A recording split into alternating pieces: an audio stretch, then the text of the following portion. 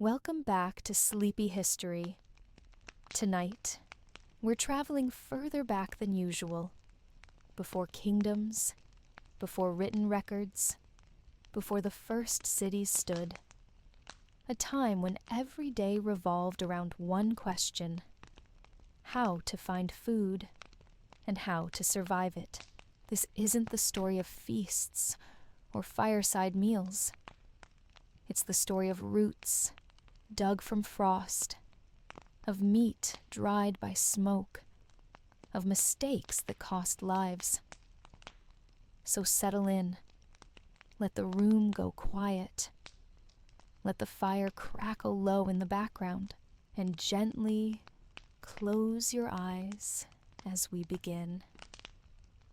It starts with hunger, not the sharp ache of skipping lunch, but the slow, dry tightening behind the ribs, the kind that moves with you, breathes with you. You wake on a mat of old reeds, layered in a shallow bed of earth. The ground underneath is cold. The air above is colder. The skin of your face prickles as you blink against a pale, ash-colored dawn.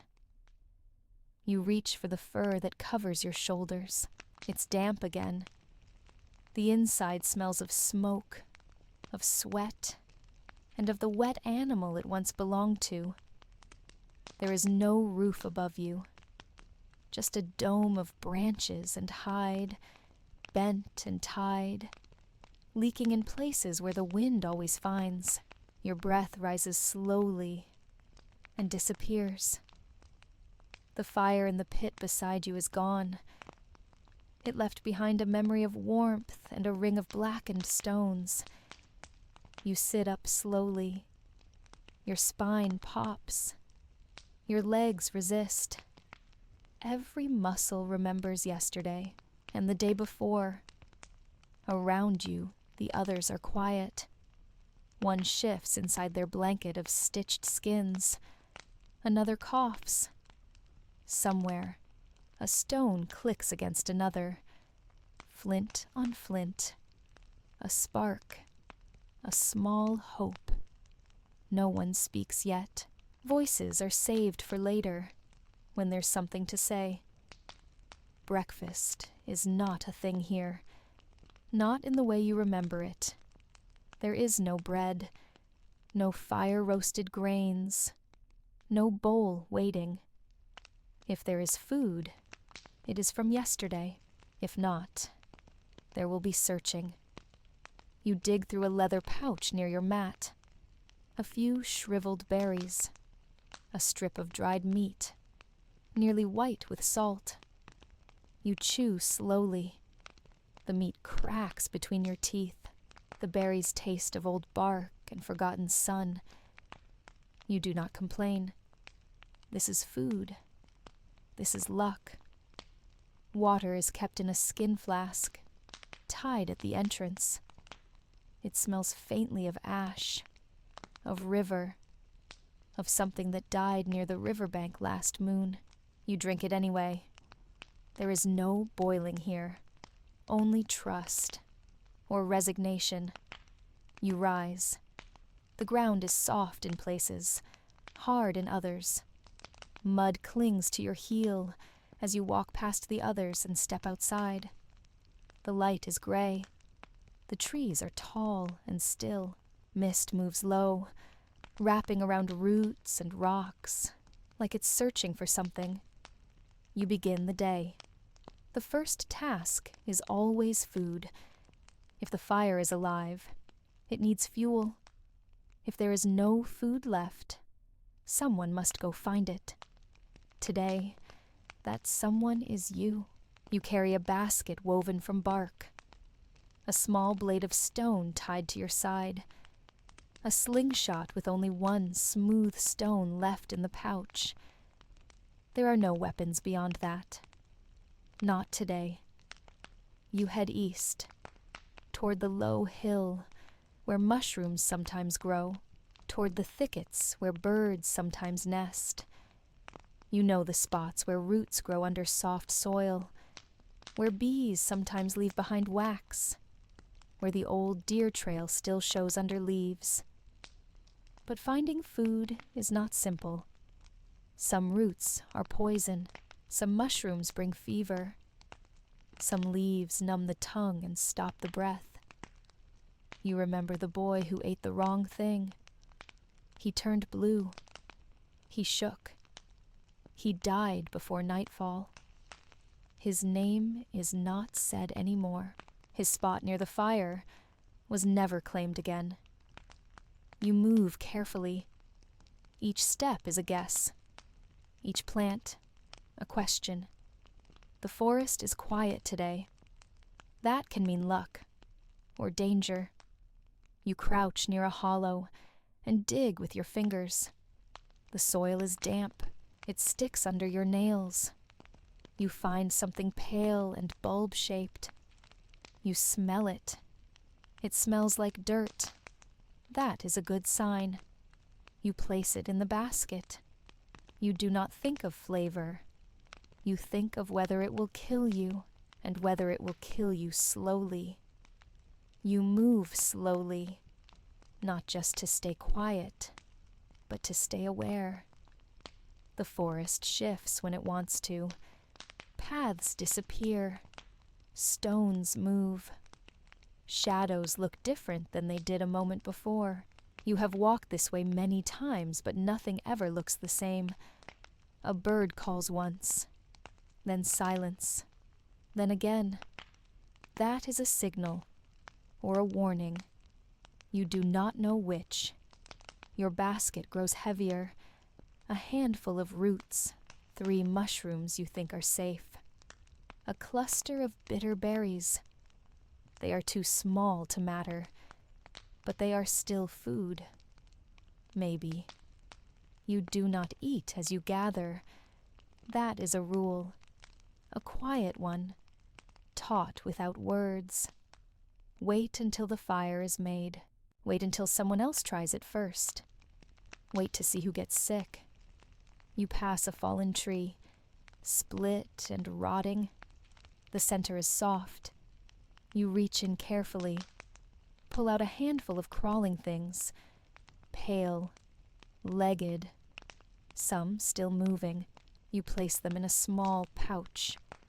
The others will be pleased. They can be roasted, or mashed, or swallowed. They do not taste good, but they do not kill. That is enough. Further on, you hear water, the stream, shallow and cold, stones covered in green. You crouch and drink with cupped hands. It tastes clean, or close enough. You wash your face, your hands. The mud stays beneath your nails. It always does. Something moves in the reeds ahead. You freeze. A bird lifts into the air. Fast. Loud. Gone. You check your pouch. 1 stone. Still there. You look up toward the branches. No nests today. No eggs. No feathers. Nothing that can be thrown in the fire and called dinner. You stand. Shoulders tight. The hunger returns. Or maybe it never left. It only waits. You take a longer path back, past the old rocks with the carvings, marks made by someone long before you, circles and lines, scratches. A handprint so small it must have belonged to a child. No one remembers who made them, but no one walks over them. You step around. Near the ridge, you find more mushrooms. Larger, pale. You hesitate. One looks familiar, one does not. You cut the one you recognize. The other, you leave. Some things are not worth the risk. The wind picks up. The branches groan. The light begins to fade, though it is not late. That means clouds, maybe rain. Maybe just the sky reminding you who is in charge. You tighten the strap on your basket and turn back. By the time you return, smoke rises from the shelter. A fire has caught. Someone is boiling water in a cracked bowl lined with stones. You offer your findings without a word. An older woman sorts them. She sniffs. She frowns. She keeps the roots. She sets aside the mushrooms for testing. The bugs she puts near the fire. One pops when it touches heat. The others squirm, then stop. You sit near the fire, close, but not too close. Your arms cross your knees. Your back bends forward. A small piece of root is handed to you, boiled, soft, still bitter. You chew slowly. Your teeth hurt. They always hurt. One is loose. You push your tongue against it. It moves. That is a bad sign, but not today's problem. The others speak quietly. 2 people went north. They did not return. It has been 2 days. Maybe they are lost. Maybe not. No one says the words out loud. If they are dead, they are dead. That is the rule. You eat what you have. You do not wait for ghosts. One child refuses the bugs. His mother insists. He gags, then swallows, then chews the next one. No one laughs. No one speaks. There is no shame in survival, only the absence of it. Later, someone brings meat. A few strips, thin and dry. It smells like old firewood and cracked leather. No one asks what animal it came from. They only pass it around. You take a piece. It is tough. It sticks between your teeth, but it stays down. That is what matters. The rain begins before the fire dies. Soft at first, then steady. It taps against the roof of the shelter. A hole drips near your feet. You move. Water pools in the dirt. Someone mutters. Someone shifts. No one sleeps yet. Your stomach feels heavier. Not full. Just less empty. That is the best you can hope for. You lie on the reed mat. Pull the fur up. Watch the smoke curl through the roof hole. Listen to the rain. Listen to the coughing. Listen to nothing. Tomorrow, you will search again. The rain does not stop. By morning, the ground is soft enough that each footstep leaves a print. Your shelter smells of damp fur and smoke. The fire is dead. Steam rises from the ashes.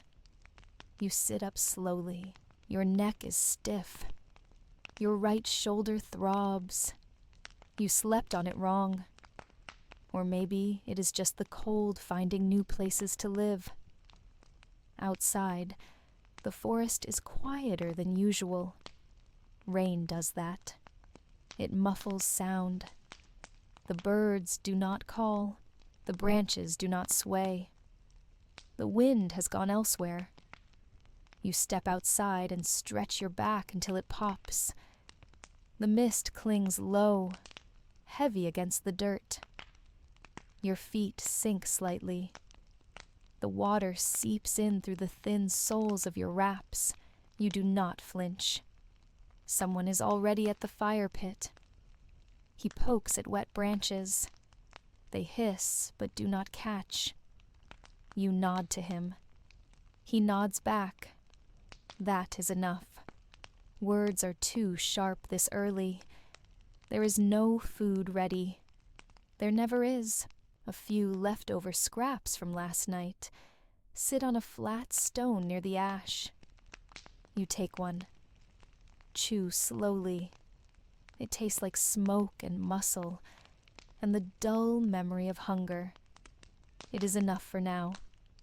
The group divides. One goes west, one south. You are told to go north. The others who went that way have not returned. You do not ask why. You do not ask if you should be afraid. You already are. But fear is not a reason to stay behind. You take your blade, your basket, your pouch. You tie a strip of cloth around your wrist. It is damp. It smells like last week. You wear it anyway. The forest north of camp is thick.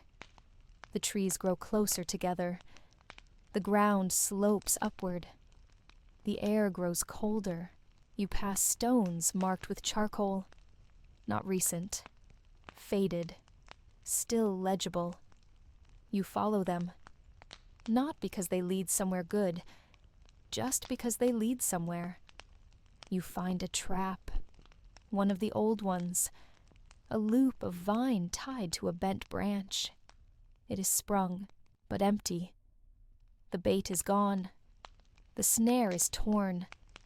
Something took what was caught, or chewed through to escape. You repair it, reset it, move on. A few feet further, you find footprints. One adult, one smaller. The mud holds them clearly, then they vanish into dry leaves. You crouch. You search. Nothing else.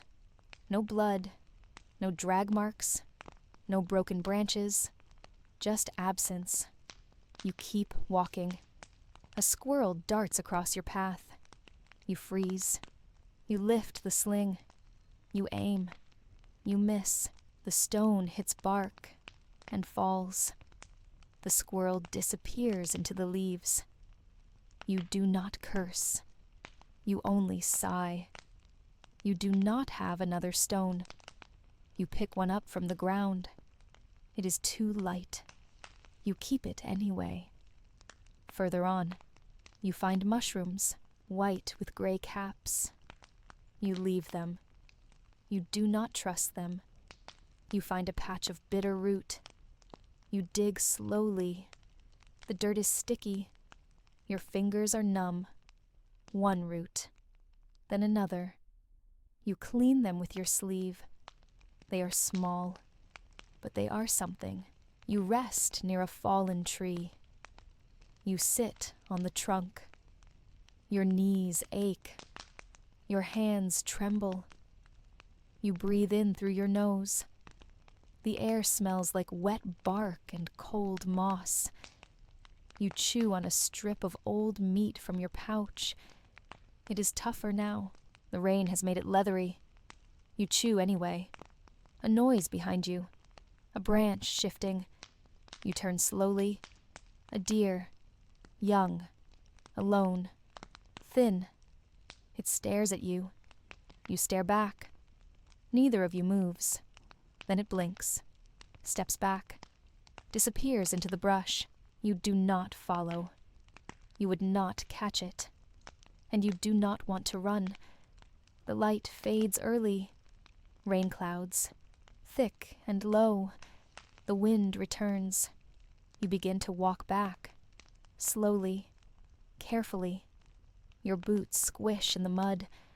The cloth on your wrist is soaked. Your basket is heavier now. Roots. A few dark berries. A mushroom you think might be safe. A handful of insects pulled from beneath bark. They move in the pouch. That means they are fresh. By the time you return, the fire is alive. Someone has caught a bird.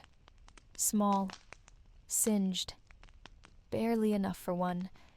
It is being shared between 4. You offer your findings. They are accepted. You are handed a piece of meat. A wing. You chew. It crunches. You swallow. The others speak in low voices. They ask if you saw anything. You nod. You say, footprints, a deer, nothing else. They do not ask more. Night falls fully. The rain returns, softer this time, like a lullaby with no words. You lie on your mat. You stare at the roof. One drop falls, then another, then silence. Your stomach is not full, but it does not ache. You sleep. The morning comes without light, only the sense that the dark has softened. You wake slowly, your eyes open, but they see nothing. The fire has died again. The smoke is thin. The shelter is cold. You roll onto your side. Your shoulder aches in the same place it did yesterday. You pull the fur tighter and listen. Someone is breathing nearby. Slow, uneven. Someone coughs. Someone moves a pot near the fire pit. The sound of scraping. Nothing boiling yet. Nothing smells like food. The silence stretches. Not uncomfortable, just long. You sit up. The mat beneath you is damp. The cold has crept into your spine. You rub your knees. Your fingers feel swollen. You move slowly. Every movement is deliberate. There is no rush. There is nowhere to rush to. Outside, the rain has stopped. The air is heavy with its memory. Mist clings to the edges of things. Tree trunks, rocks, sleeping dogs. The fire is being rebuilt. Carefully. A spark here. A curl of smoke there. Someone blows gently. The flame holds. The warmth returns. A little. Your task today is different. You are told to help with preparation, to clean the roots, to sort the berries, to dry the bark that was gathered yesterday. You nod. You say nothing. You crouch near the fire and begin.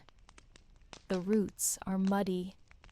You wash them in a bowl of water that has been used too many times. The dirt settles at the bottom. The surface shimmers with floating particles. You ignore them. You scrub the roots with your fingers. Your nails catch on small stones. You rinse again. A woman slices the roots with a flint shard. The pieces are small, uneven. They will be added to a pot later, with water, with salt, if any remains. You think there might be a pinch left, hidden, saved for cold days. Like this one, the berries are worse. Some are soft, some are shriveled, some are split and filled with tiny worms. You sort them. Keep what looks firm. Toss the rest into the fire. They sizzle. They smell sharp, like rot mixed with ash. Someone brings mushrooms. You recognize one. You frown at the others. The woman with the flint shrugs. She sets them aside. She will test them, not by eating, not yet. First, she will boil them with iron. If the color changes, she will decide. The bark is thick and wet. It was peeled from fallen trees. It will be dried and ground. Not for food, for binding, for boiling into paste, for sealing cracks in leather, for adding to cold tea to stop the shaking. It does not taste good, but it helps. Sometimes. By midday, a pot is hanging above the fire. The water bubbles slowly. The roots swirl in thick circles. You stir with a stick. You do not know why. It does not make it cook faster, but it feels like doing something. The smell is faint, earthy, bitter, not pleasant, not awful. The pot rocks slightly. Someone adds a small bone. From a bird. No meat on it. Just marrow. Just memory. You keep stirring. When it is ready, each person gets a scoop. A shallow bowl. a flat rock, a folded leaf. You eat slowly. It is warm. It sticks to your teeth. It does not taste like much, but it quiets the stomach. That is enough. After eating, you help clean. Scrape the bowls with dry grass. Rinse with water from the skin. Wipe with cloth. Fold everything. Set it aside. Preparation is not just for meals. It is for what comes after. In the afternoon, you go to gather wood. The rain has made everything damp. You search for fallen branches under thicker trees. The ones still dry on one side, you knock on them to check for rot. Some crumble. Some hold. You take what you can carry. You find a patch of strange mushrooms near a stump. You do not touch them. You do not step too close. They glow slightly. Maybe from moisture. Maybe not. You keep walking. Back at camp, the fire is smaller. Less fuel. Less time. You add your branches to the pile. Someone nods. You sit near the edge of the shelter. Your legs stretched. Your back straight. You watch the smoke rise. A child sneezes. Someone hums. Not a tune, just a pattern. The sound is low, constant, like water through moss, like wind over dry grass. You listen. It fades. The light fades too. Slowly. The fire holds. A few last roots are added to the pot. Someone says the word enough. Quiet. Final. You lie down before the fire dies. You pull the fur over your shoulder. You curl your hands beneath your head. You close your eyes. You do not think. You do not dream. You do not need to. You sleep. You wake before the others. Not because you are rested, only because the cold pressed you from sleep. The fire has burned low again. A few red embers glow beneath a thin layer of ash. The air smells like smoke, damp fur, and something sharp. Maybe the roots. Maybe the mold in the corner of the shelter. You sit up carefully. Your joints resist. You move anyway. Your breath clouds in front of you, slow and pale. The others are still asleep. A foot sticks out from under a blanket. A hand twitches. A soft snore fades into silence. You stand. The forest is quiet. Even the birds are late. The sky is a color between gray and nothing. No rain, no wind, just stillness. You step outside. The ground is hard today. The cold has taken hold. Your feet crunch lightly over frost. You kneel beside the stream and drink. The water tastes of rock and old leaves.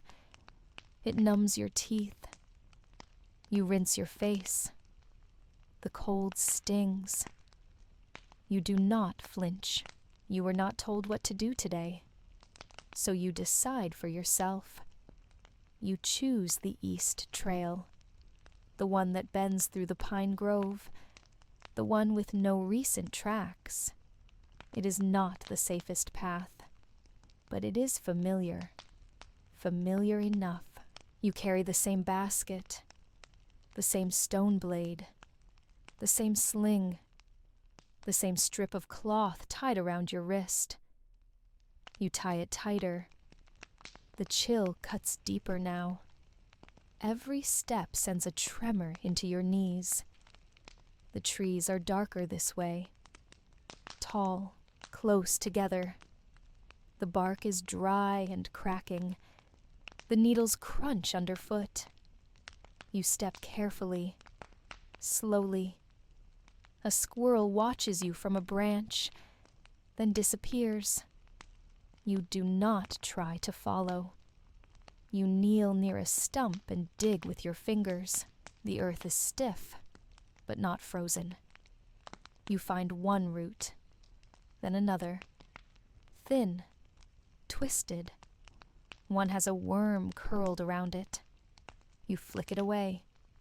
You brush the dirt off with your sleeve. Into the basket. Farther on, you see berries, dark purple, tucked under frost-dusted leaves. You hesitate, then pick 2, then 5. You bite one, just a little, just enough to taste. Bitter, sharp, not poisonous, probably. You chew slowly, then spit the skin into the brush. You pick more. You wrap them in a scrap of cloth and tie it closed. The sound of wings overhead. A small bird. Then 2. You glance upward. They vanish. The sky is slightly brighter now. A weak kind of light. The kind that brings no warmth. You come to the clearing where stones sit in a wide circle. You do not know who placed them. They are not shaped, not marked, but they are not random. They have always been there. You stop at the edge. You do not step inside.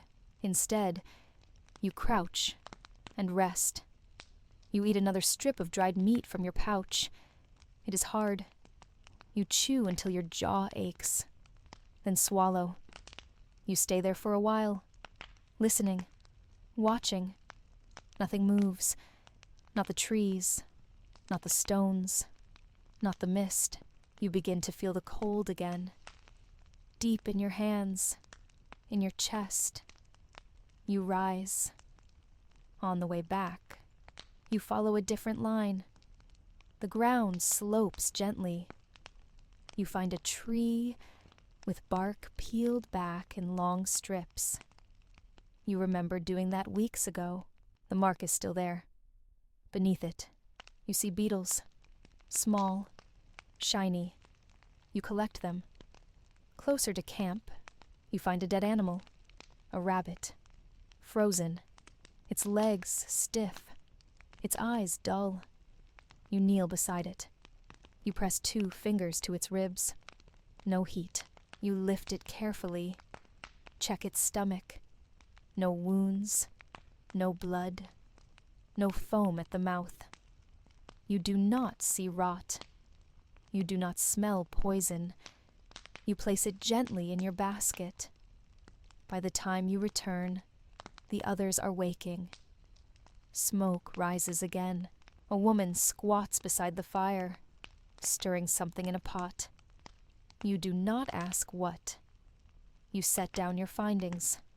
The berries, the roots, the rabbit. They examine everything. They nod. They frown. The rabbit is turned over. A mark is seen on the leg, a scar, an old one. It is deemed safe. It will be skinned, boiled, shared. The berries are tested in water. A drop of ash is added. No change. They are kept. The roots are split. One smells sour. It is thrown away. The others are sliced, added to the pot. You sit again. You stretch your legs toward the fire. The heat creeps into your boots. Your toes tingle. Your hands stop shaking. The rabbit meat is gray when it is ready. It falls apart easily. Each person gets a bite. Maybe 2.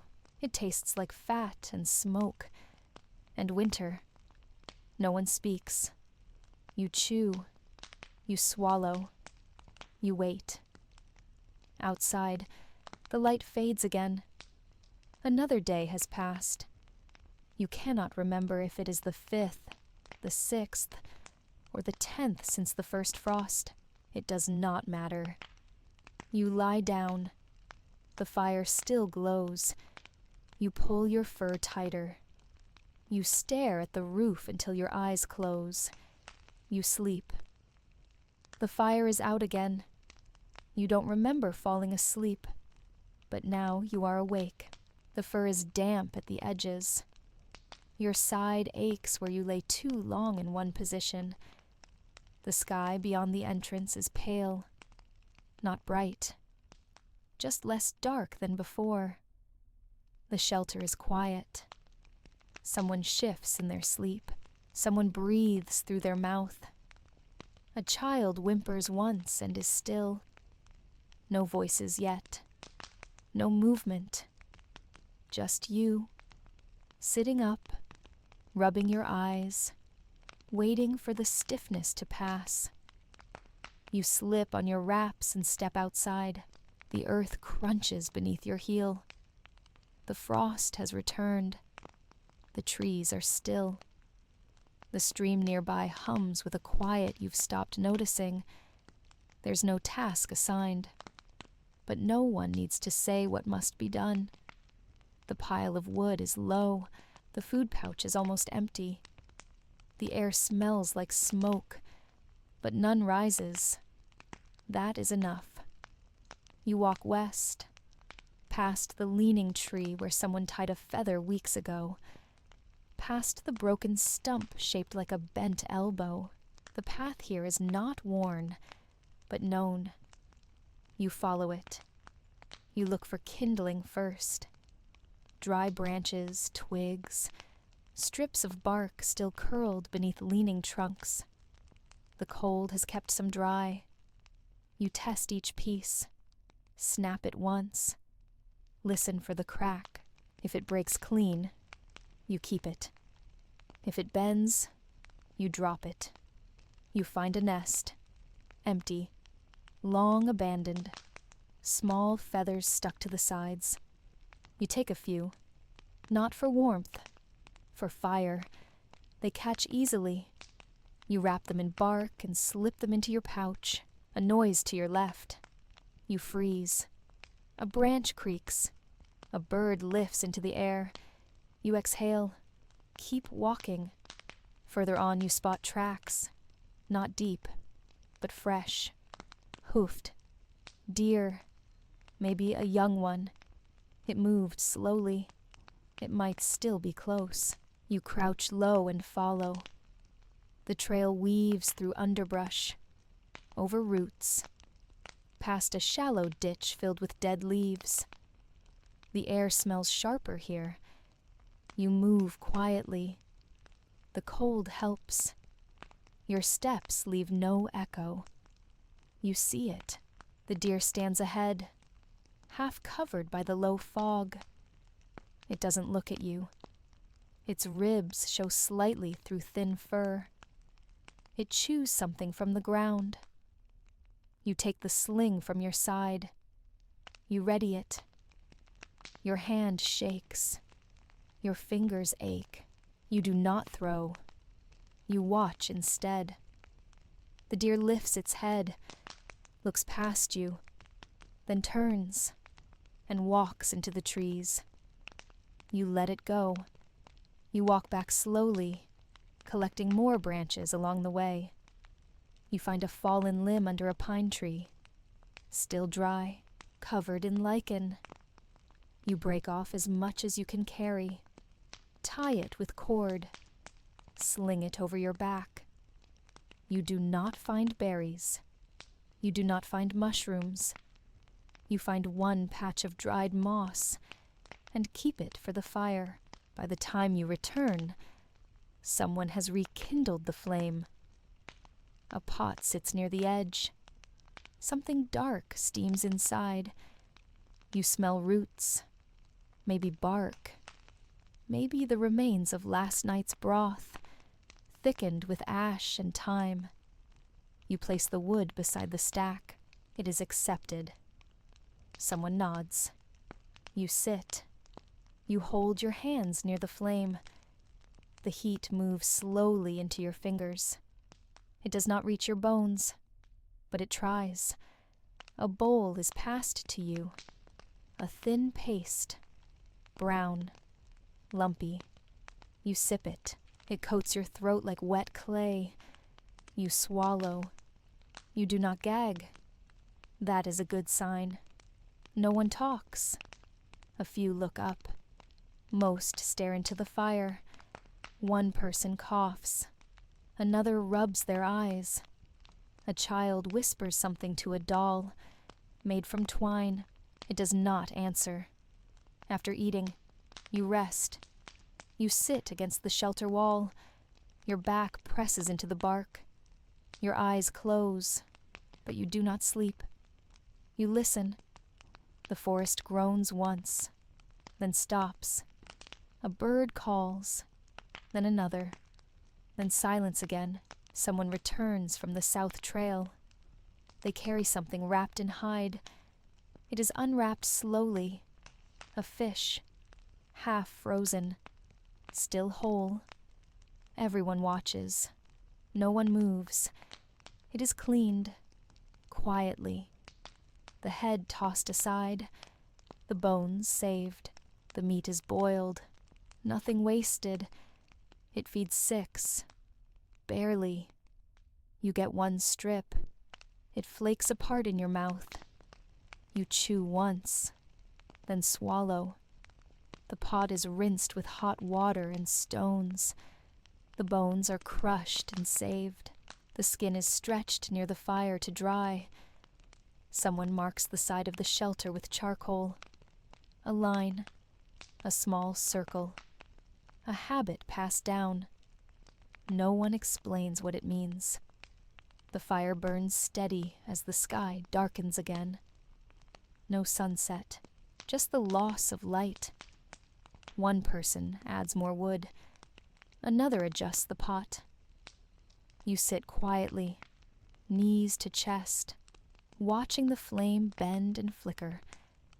When the others lie down, you lie down too. You stare at the roof until the shadows blur. You sleep. The wind wakes you. Not all at once, but in small ways. A flap of hide pulls loose above your head. A soft whistle slips through the wall of the shelter. Ash stirs in the fire pit. The cold is sharper than before, as if it crawled closer during the night and decided to stay. You sit up. The others remain sleeping, bundled under layers of fur and cloth. One stirs. One coughs. The fire is low again. Just a glow in the ash. You find your shoes near the entrance. Still damp. Still cold. You pull them on. You reach for your wrap. You tie the cloth around your wrist. The knot has grown stiff from moisture. You tie it anyway, outside. The wind moves across the trees like a slow breath. It rustles the branches but doesn't break them. You crouch near the firewood pile and begin sorting.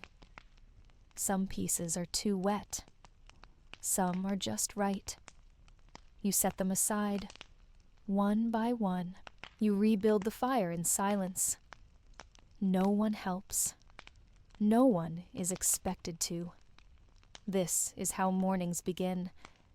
When the flames take, the light glows against your hands. You hold them close. Your nails are dark. Your fingertips cracked. You press them together. The pain is dull now, almost familiar. There is no food ready. A pot is scraped clean. The bones from yesterday are gone, burned or buried. No smell of meat.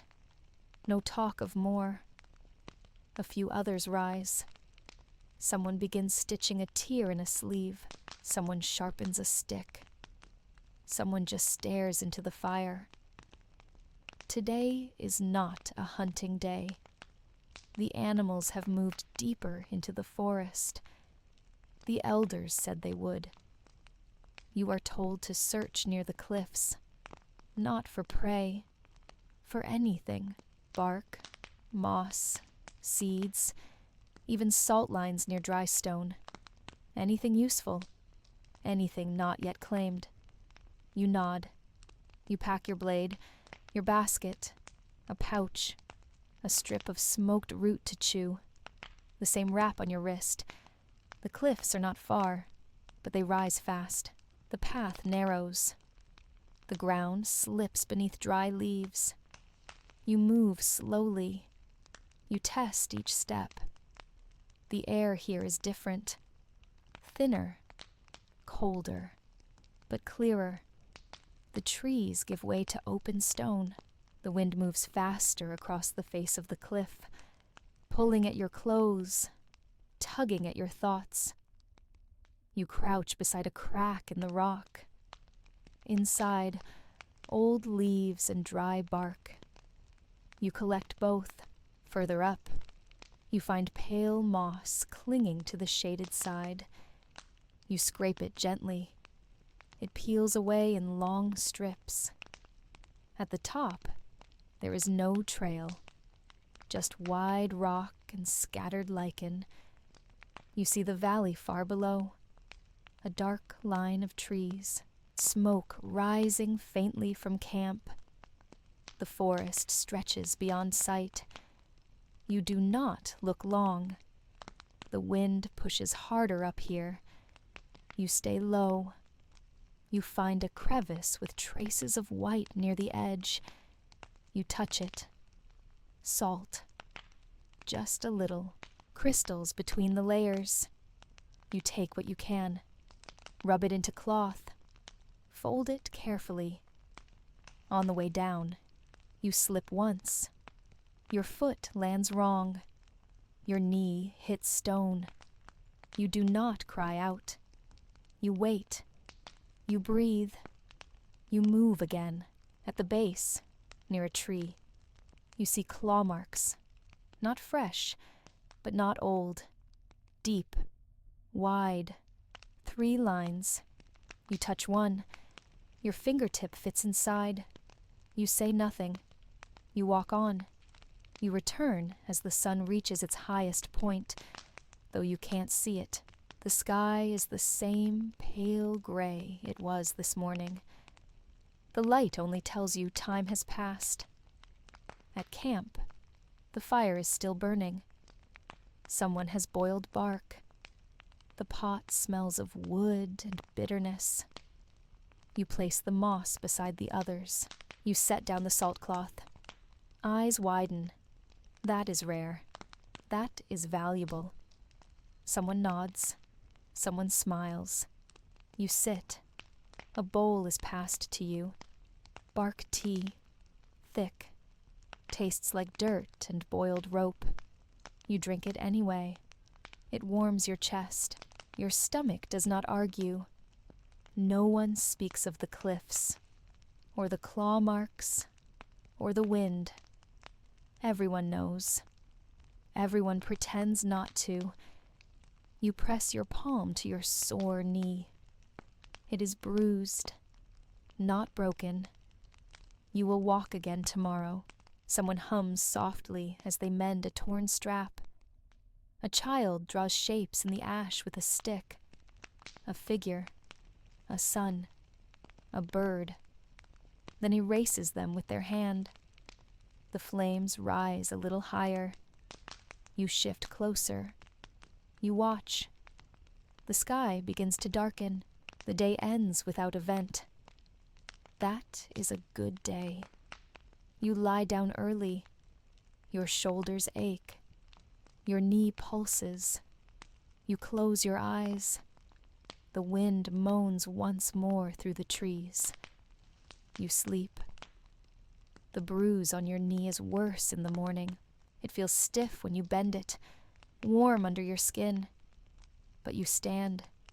You always stand. Pain is part of waking. So is hunger.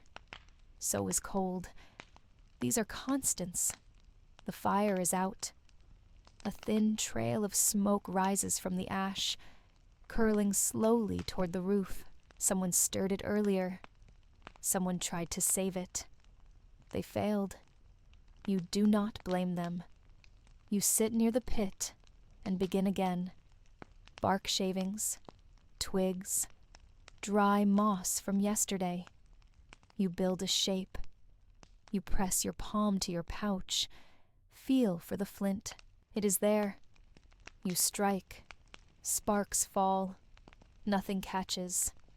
You strike again. A curl of smoke. You blow gently.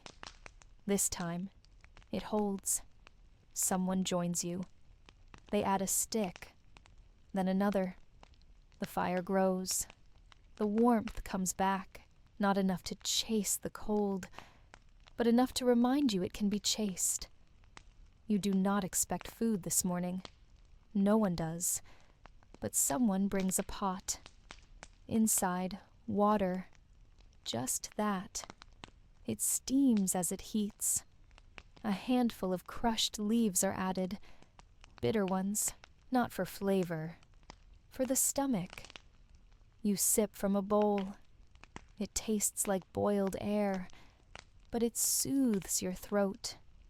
You hold it close with both hands. A woman speaks. Her voice is soft. She says, "It is time to check the traps.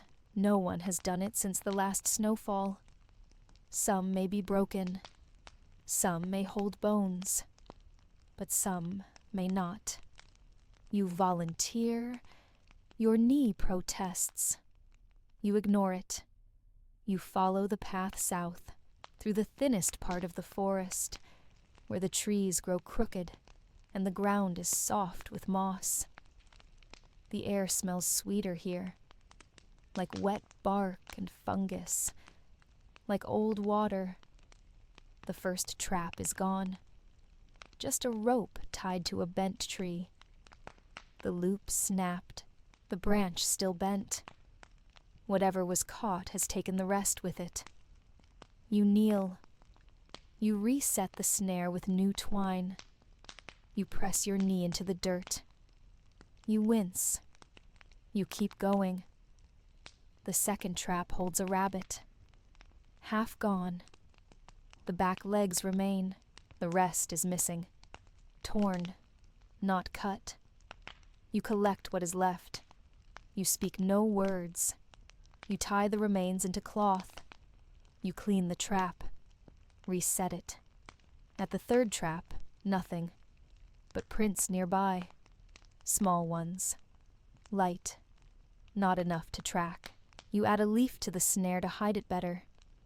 You move on. You find a fourth near a stream bed.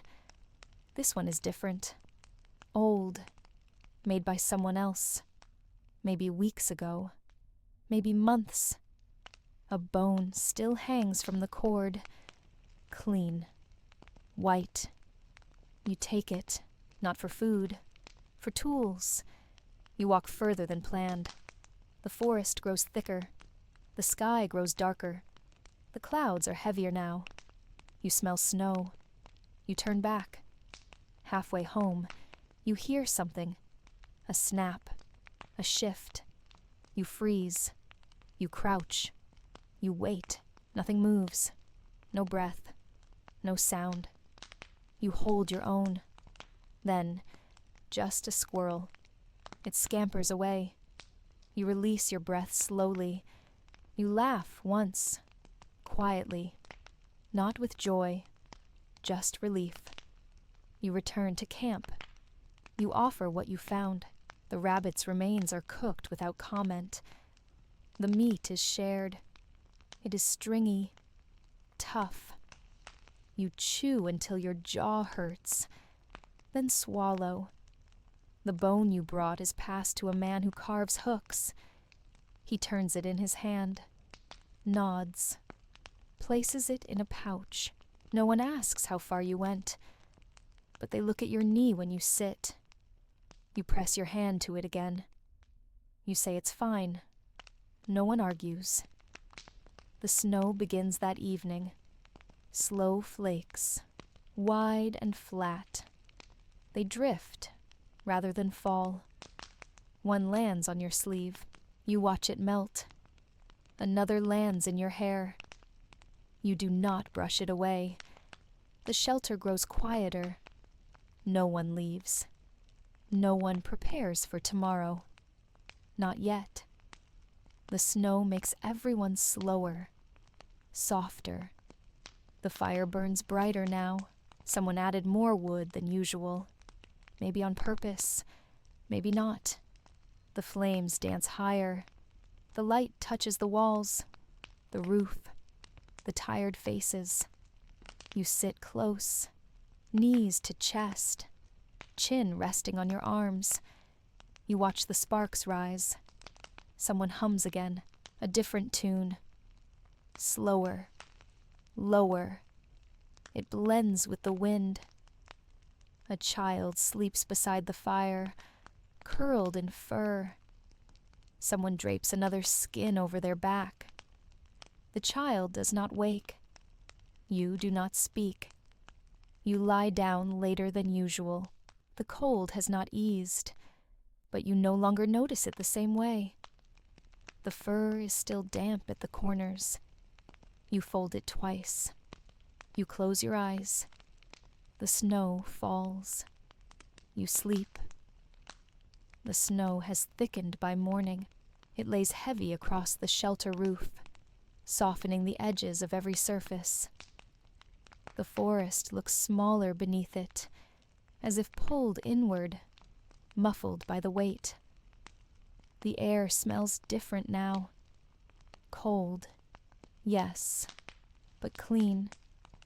Like stone and silence, you open your eyes slowly. The light is brighter than usual, but not warm. A pale blue leaks through the seams of the shelter. You sit up. Your knee has stiffened during the night. You press it once, then again. You stand anyway. Someone is already outside. You hear a low, scraping sound. A stick pushed through snow, clearing a path to the fire pit. You find your shoes. They're stiff. The leather creaks as you pull them on. You wrap the cloth around your wrist again. It's still damp. You tie it tighter. Outside, the fire pit is half buried. The coals underneath are hidden.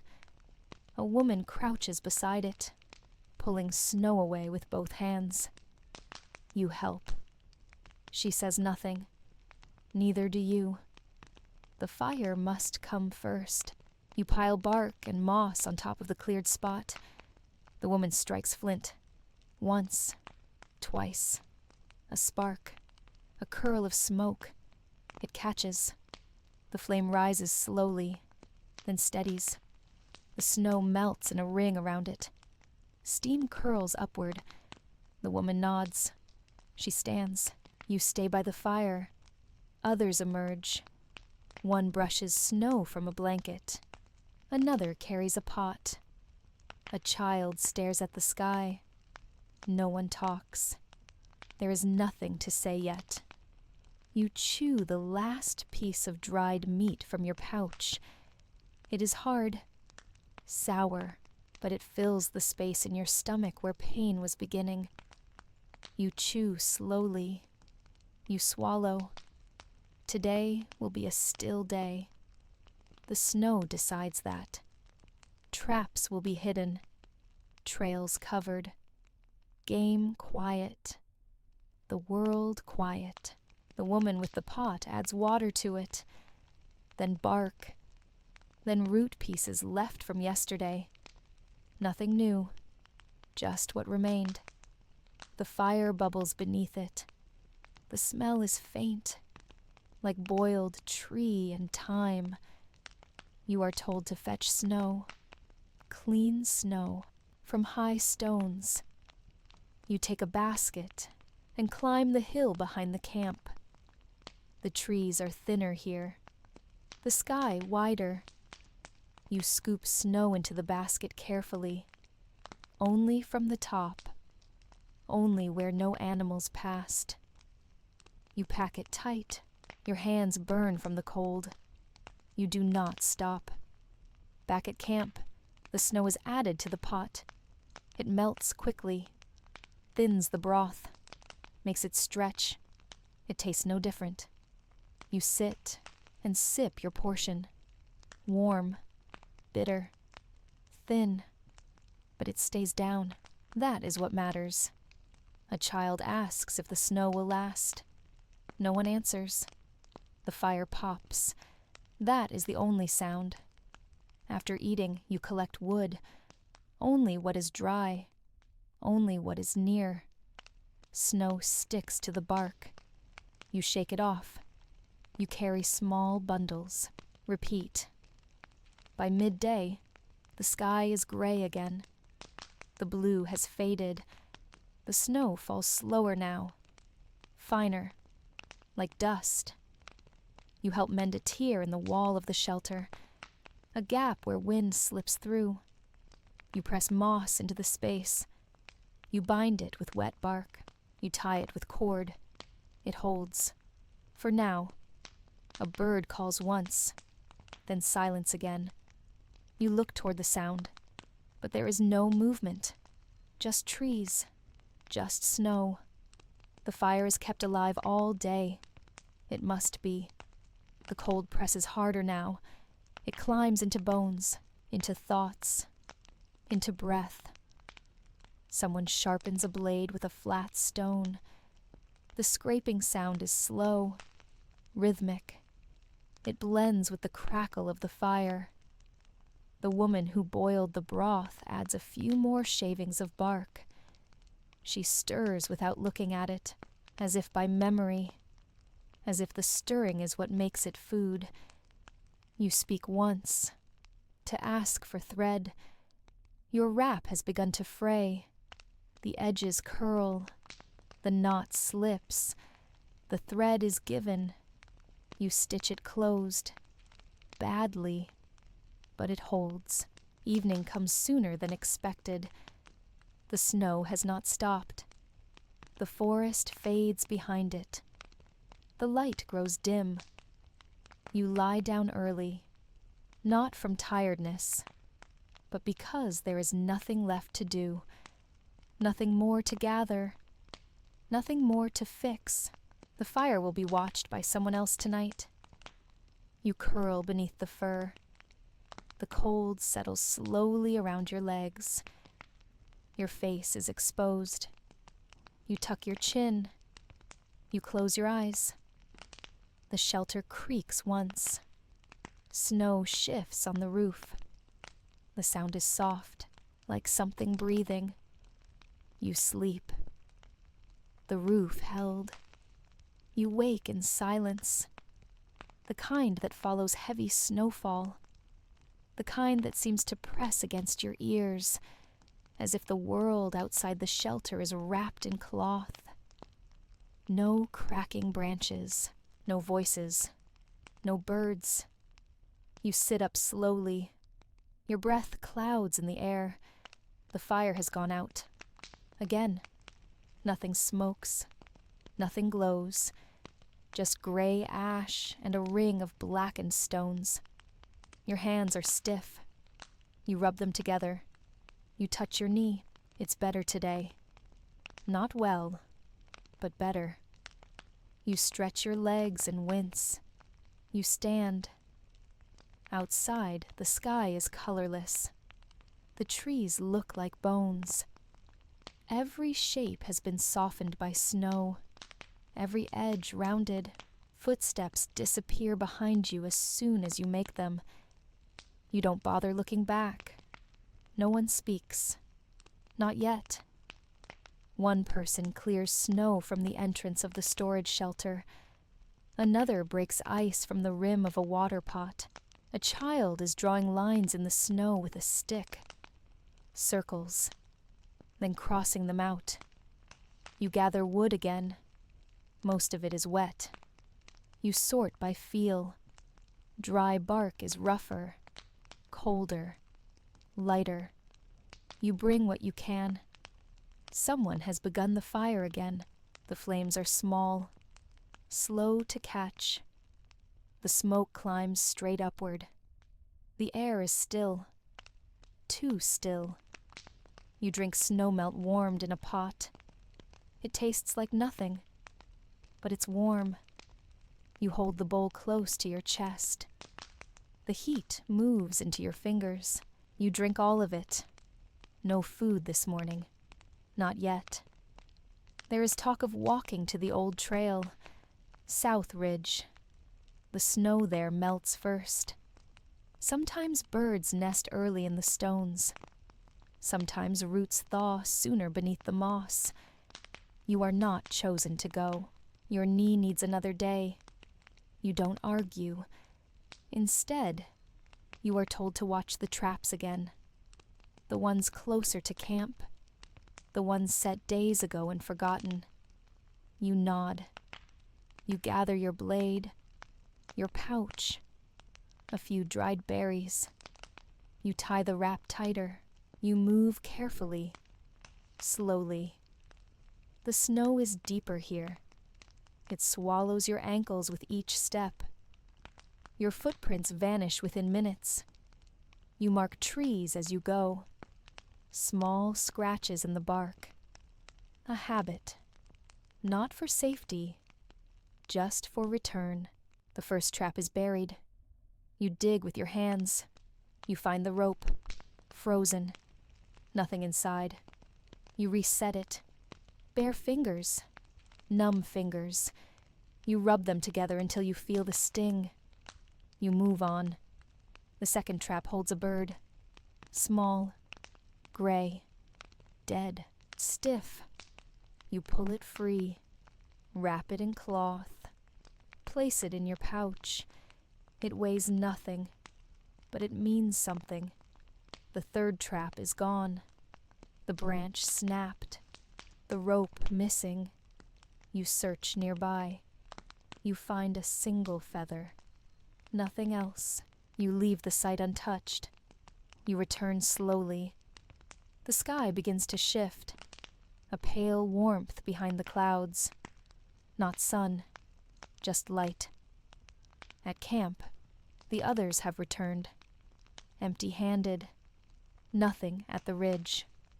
Not this time. You hand them the bird. It is accepted without words. It is placed near the fire. The feathers are plucked. The skin removed. The meat cut small and placed in the pot with snowmelt and roots from yesterday. You sit. You wait. You hold your hands near the fire. Your nails are cracked. Your wrists dry.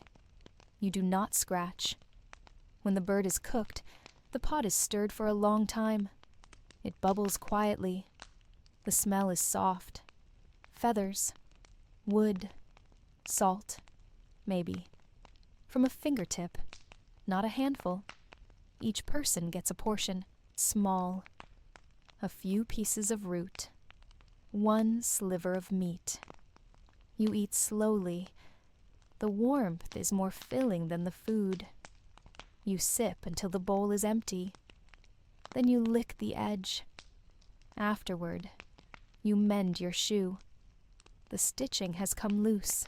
You patch it with bark, softened by fire and pressed flat. You tie it with twine. It holds. Not well, but enough. The sky darkens again. The snow stops.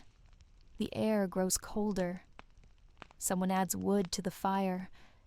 The flame brightens for a moment, then settles. You lie down early again. Everyone does.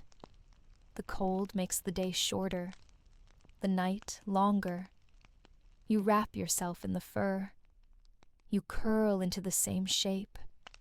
You close your eyes. The silence deepens. You sleep. The silence doesn't break when you wake. You hear nothing at first. Not the fire.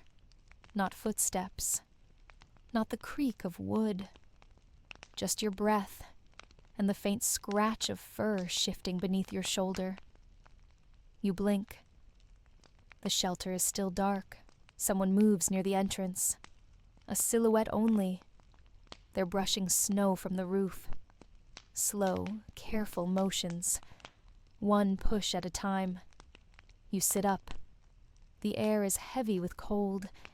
It wraps your arms. Your throat feels dry. You cough once. No one reacts. They are used to it. The fire has gone out again. It always does. The coals are black, cold. The stone ring is ringed with ash and bone fragments from yesterday. You reach for bark, for moss. You strike flint. Once. Again. Again. A spark catches, a thread of smoke. You breathe slowly. The flame grows. Others begin to stir. A cough. A murmur. The crunch of snow as someone shifts outside. A child pulls the fur tighter. No one speaks yet. Water is melted in the pot. Snow. And a few slivers of dried root. The pot steams, but barely. You sip from a small cup. It tastes like nothing. You drink anyway. It's warm. That is enough. There is no food today. Not yet. A woman says a deer was seen beyond the low ridge. Old tracks. Faint, but recent. A hunt is planned. You are not chosen. Your knee is still weak. Someone else will go. Instead, you stay. You are told to watch the fire, check the traps, clean the tools. You nod. You always nod. You gather the broken blades, the chipped stones. You sit near the fire and begin to sharpen. Slowly. Each stroke of stone against edge is steady. You watch for cracks. You listen for the right sound. You test each one on your thumb. Lightly. If it catches, it's ready. If it slips, you keep sharpening. Outside, the wind has picked up. Snow is lifted into small swirls. The trees bend slightly, but do not break. You step out to check the traps. The first is buried. Again, you dig with your hands. You find it. Empty. You reset it. The rope is stiff.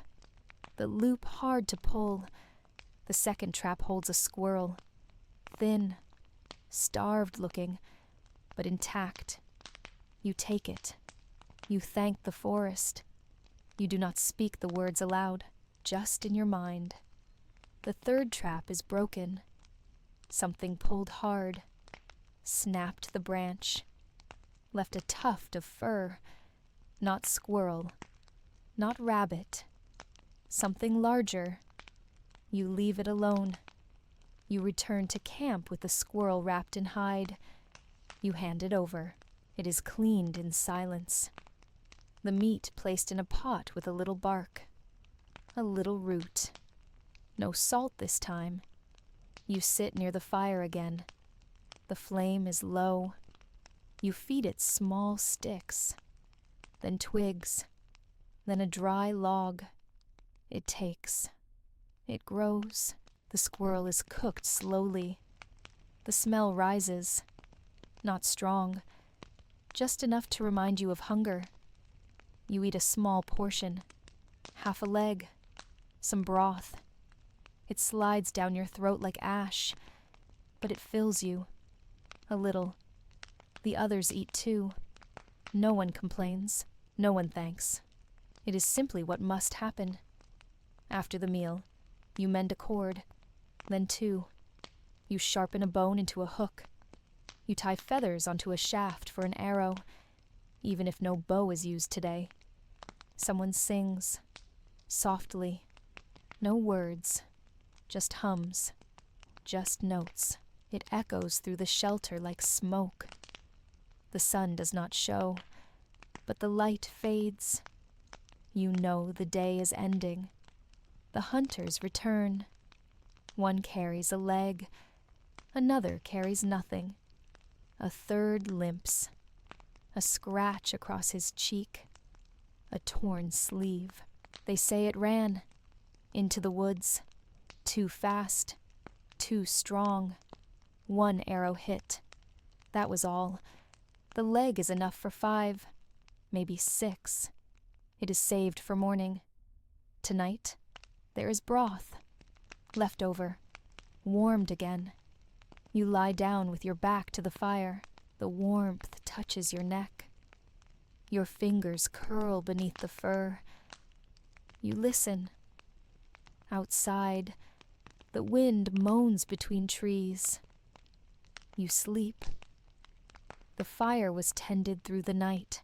You can tell by the warmth still in the stones, by the small glow beneath the ash. Someone fed it while the rest slept. Someone stayed awake. Maybe by choice, maybe by duty. You rise slowly. Your knee bends without pain. A good sign. The stiffness remains, but less than before. Outside, the air is sharper. The sky is still gray, but brighter. The snow has stopped, though it hangs in the trees and clings to every surface. The forest is still. No birds, no wind, no tracks. You clear the space around the fire. Add twigs, moss, bark. You coax the coals back to life. The flame returns, thin, then thicker. You warm your hands. Others rise, one by one. They gather near the flame. They sip melted snow. They wrap fur tighter. No one speaks right away. Then someone unwraps the deer leg from last night. It is placed on a flat stone, cleaned again, and cut slowly into pieces. The meat is dark, dense. It smells faintly of iron and ash. It is boiled, not roasted. There is no time for smoke. The hunger is too deep. The cold, too near. You wait. When the meat is ready, bowls are passed. Yours is small. A single piece of deer. 2 slices of root. You eat slowly. You chew each bite until it loses all shape. You swallow. You feel it settle. You press the bowl to your face afterward. It is warm. The steam touches your cheeks. You hold it there a while. After eating, you are told the snow must be cleared from the roof. It is heavy. Too heavy. A risk. You nod. You gather the long branch. You climb the side with care. The roof creaks under your weight. Not much. Just enough to remind you. You press the branch upward. Snow slides down in thick waves. It thuds into the ground. Soft, muffled sounds. You keep pushing. You clear the back edge last. You descend slowly. Your knee aches again. Not badly, just enough. Back on the ground, you shake snow from your shoulders, from your shoes. You move to check the traps. The forest is quiet. The snow crunches under your steps. Your breath shows in small clouds. The first trap holds nothing, not even marks. The second has been disturbed, not broken, just shifted. You reset it. The third holds a bird, frozen, thin, but whole. You take it carefully. You wrap it in cloth. You whisper thanks. Back at camp, the bird is received with quiet nods. It will be added to the pot this evening. You do not eat now. You already had your share. The fire is steady. Smoke curls into the gray sky. A child plays near the entrance, drawing circles in the snow again, then crossing them out, then starting over. You sit and stitch your wrap again. A seam came loose near the wrist. You thread it with dry fiber, tie it tight. The knot holds. Someone asks if the river might thaw soon. No one knows. It depends on the sky, on the snow, on time. No one hurries. No one wastes movement. The body holds warmth only when it's used slowly. Every gesture matters. You carve a small shape into a stick. Nothing useful. Just lines. Just marks. You do not know why. It feels right. In the afternoon, someone brings news. Tracks near the southern hill. Large ones. Deep. Not deer. Not boar. Something heavier. Something alone. They say it passed through without stopping. Just a path. But wide. Slow-moving. Some say it was a bear. Others say nothing. No one goes to look. Not today. The fire is fed again. The wood is nearly gone. Tomorrow, more must be gathered. Even if it means walking farther. Even if the snow returns. Evening comes. The sky fades from gray to darker gray. The bird is added to the pot. Boiled with roots. No salt. No bark. Just what was found. You eat in silence. One bite of meat. A sip of broth. Enough to keep you whole. Enough to reach another morning. You lie down after. The fire still burns. Softly. You watch the shadows move across the roof. The shelter creaks once. You close your eyes. You sleep. The sound that wakes you is different. Not the wind. Not the shifting of snow. Not a voice. A knock. A solid, rhythmic knock. Slow. Heavy. You rise at once. So do others. No one speaks. The knock comes again. 2 beats. Then stillness.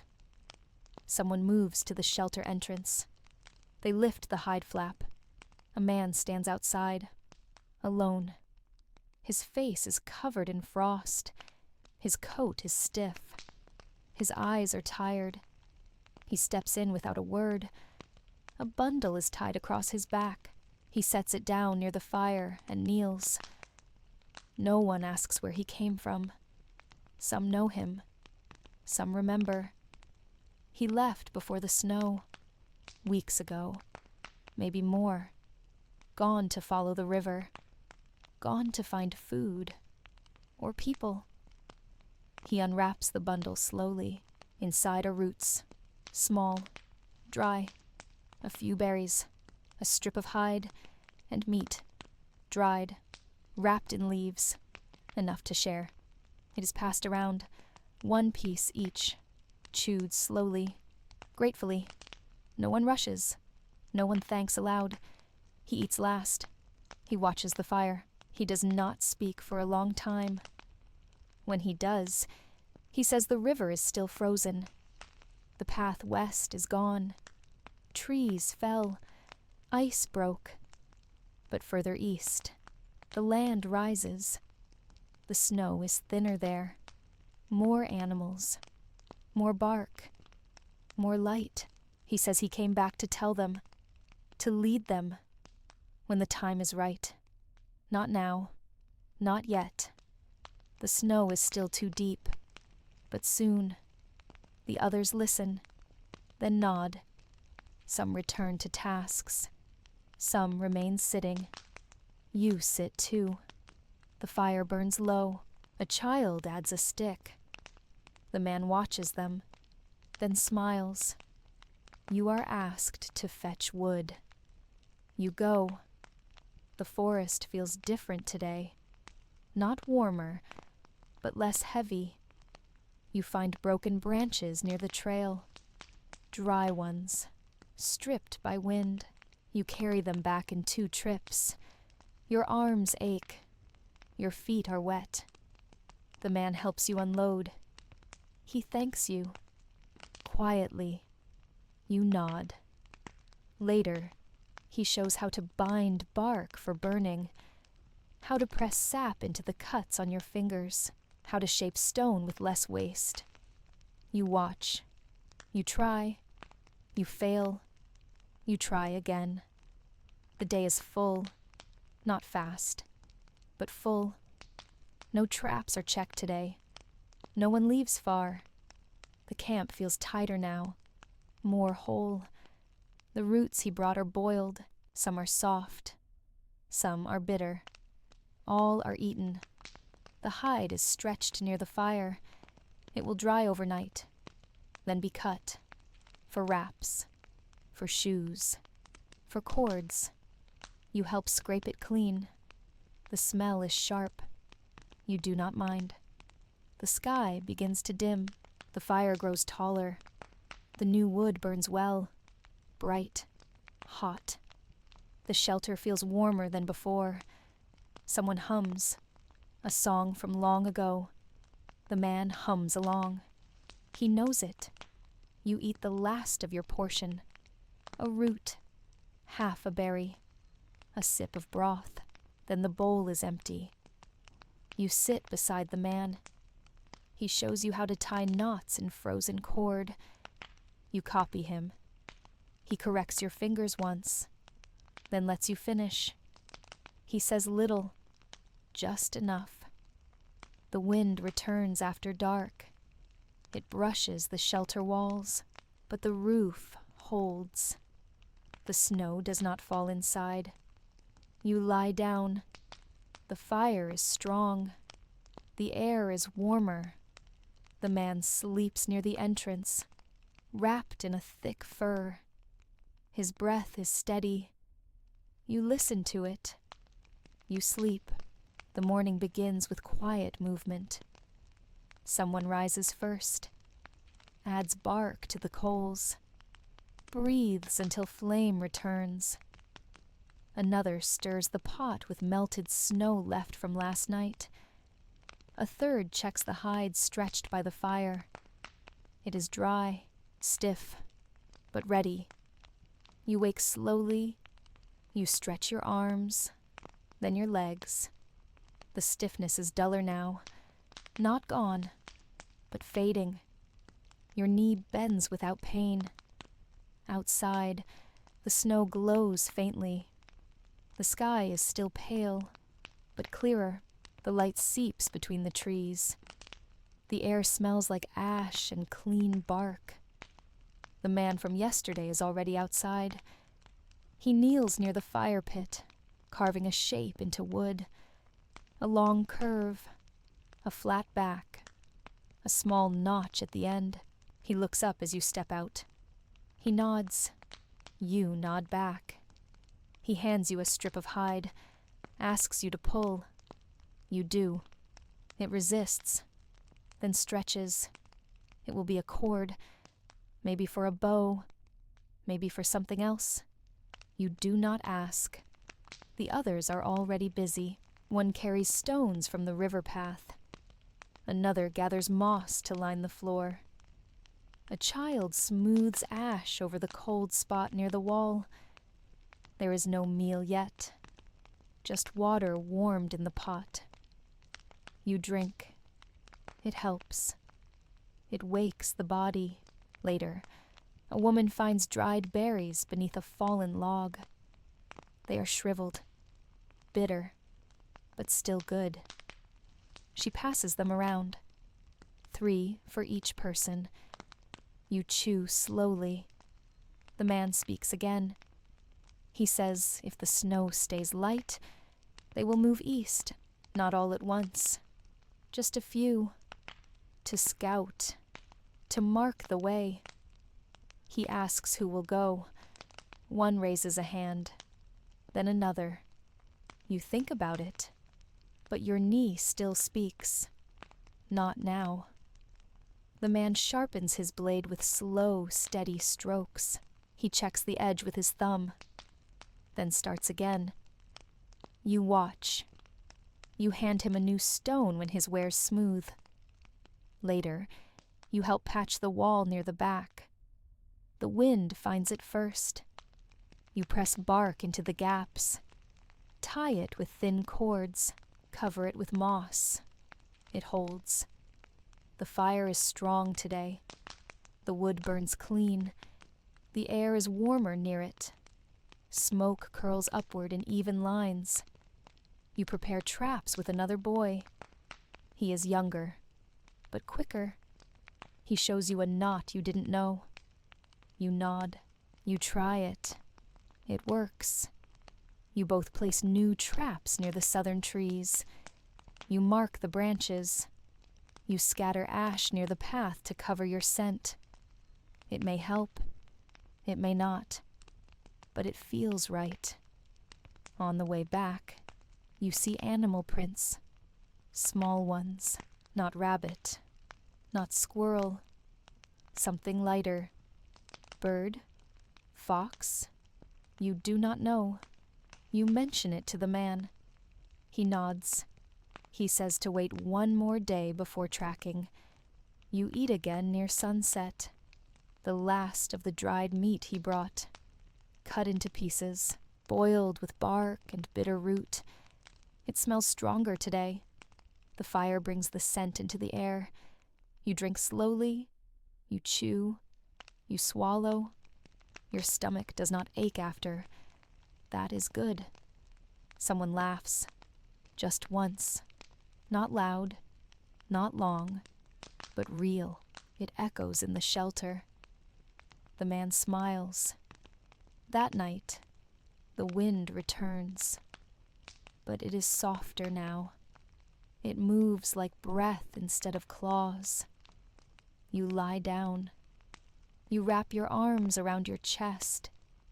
You feel the heat of the fire on your cheek. The man hums a melody from somewhere far away. Maybe from before snow. Maybe from when the days were longer. You close your eyes. You sleep. In the morning, the snow is thinner. You notice it first in the sound.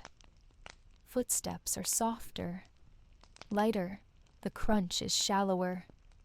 It does not cling as tightly to the fur at your feet. When you step outside, you can see the darker earth beneath in small places. Patches, threads. The man is already awake. He sits on a stone, sharpening another blade. He dips it in melted snow, wipes it clean, checks the edge, repeats. He nods at you, points to the east. The sky there is less gray, almost pale blue. He says it is time. 2 others prepare for the journey. Not far, just a scouting trip, to check the land, to mark safe places, to find bark, moss, roots. You are asked to stay behind, to tend the fire, to manage the traps. You agree. Before they go, the man hands you a piece of hide, folded. Inside is a strip of dried meat. He says it is for later. You place it in your wrap. Then they leave. You watch them move through the trees. Slow at first, then gone. The day feels longer now. You stir the pot, add snow, add bark. It simmers. You do not eat yet. Instead, you check the traps. The first holds nothing. Still set. Still clean. You add a fresh twist to the knot. The second is tripped. Nothing inside. You reset it with care. The third holds a rabbit. Small. Still. You kneel beside it. You place your hand on its fur. You whisper thanks. You carry it back wrapped in bark. At camp, the others help clean it. Quietly, the meat is placed in the pot. The fur is stretched to dry. The fire is fed with small wood. The coals are bright. The flame leans east. You mend a crack in your shoe. A new line appeared in the sole. You bind it with sinew. Press it flat. Let it dry by the fire. A child asks you about the marks on your wrist. The old ones. The faint scars. You say you slipped on stone. They nod. They seem satisfied. The rabbit is shared by all, evenly, one piece per hand. You eat with care. You chew slowly. You drink warm broth after. The wind does not return today. The trees are still. The air is cool but not sharp. Someone sings again, the same tune. Maybe slower, maybe softer. A hum more than a voice. In the afternoon, you collect more moss. You pack it into the shelter walls. The warmth holds better now. The corners do not leak. You press your hand to the inside. It feels solid, complete. The sky begins to shift. The gray lifts higher. The light stretches longer. Even the birds return. 2 of them. Small, dark. They perch near the old tree. They do not sing, but they stay. You watch them. Later, you sit by the fire and carve again. This time, you make lines in the wood.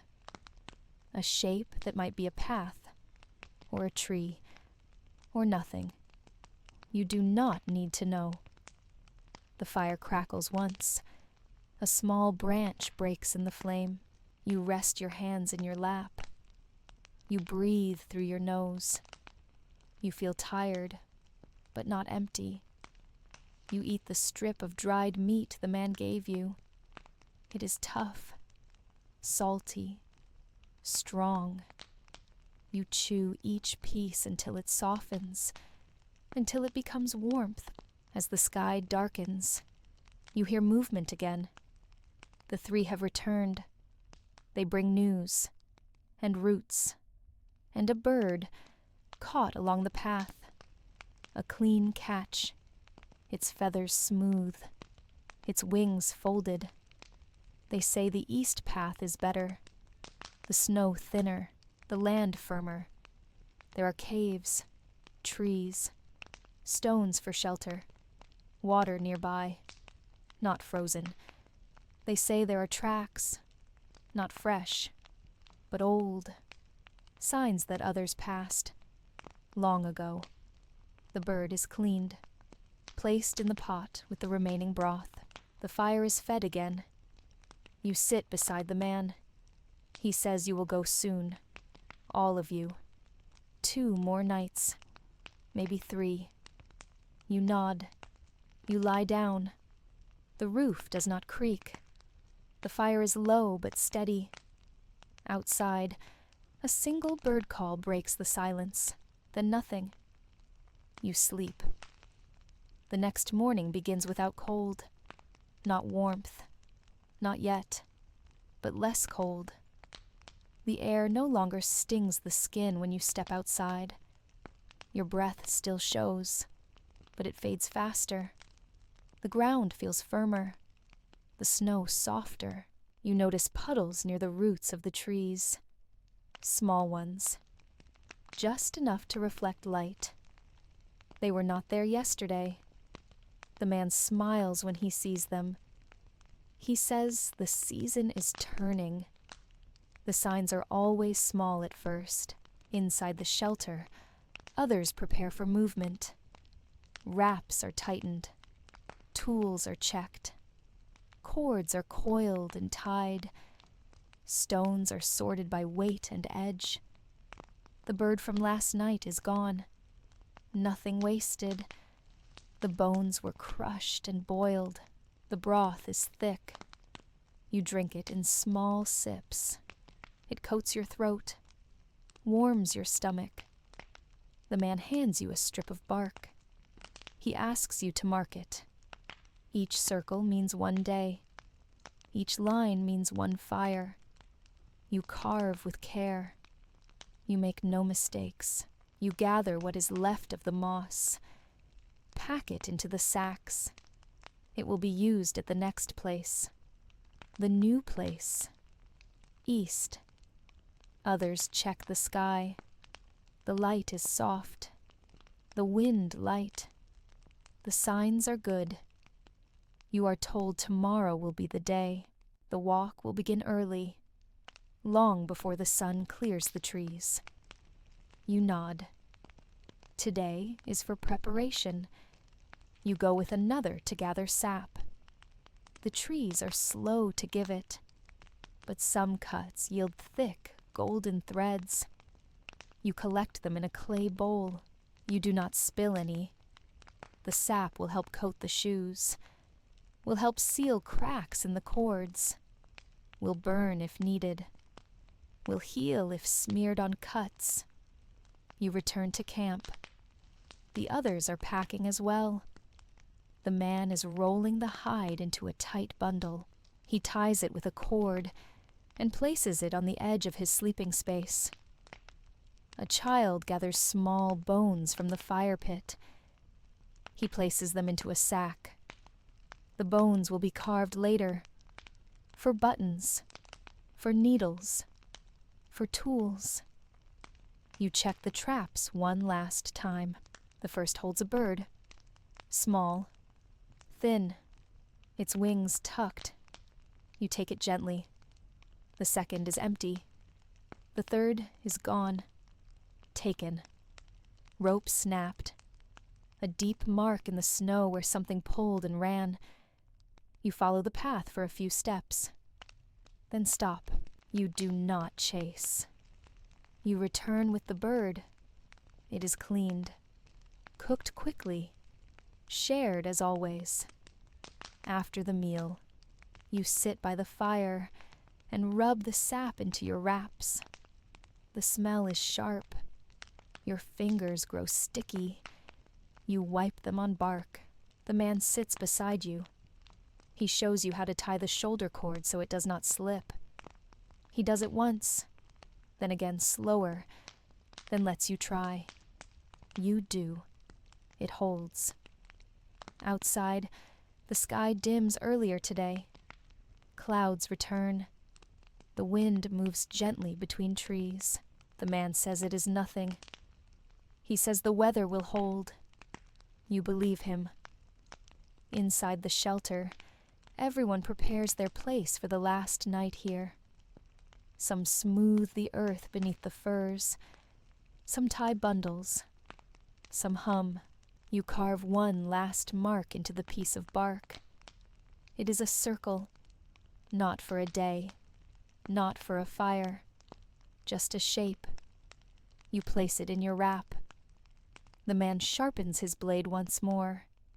He packs the stone.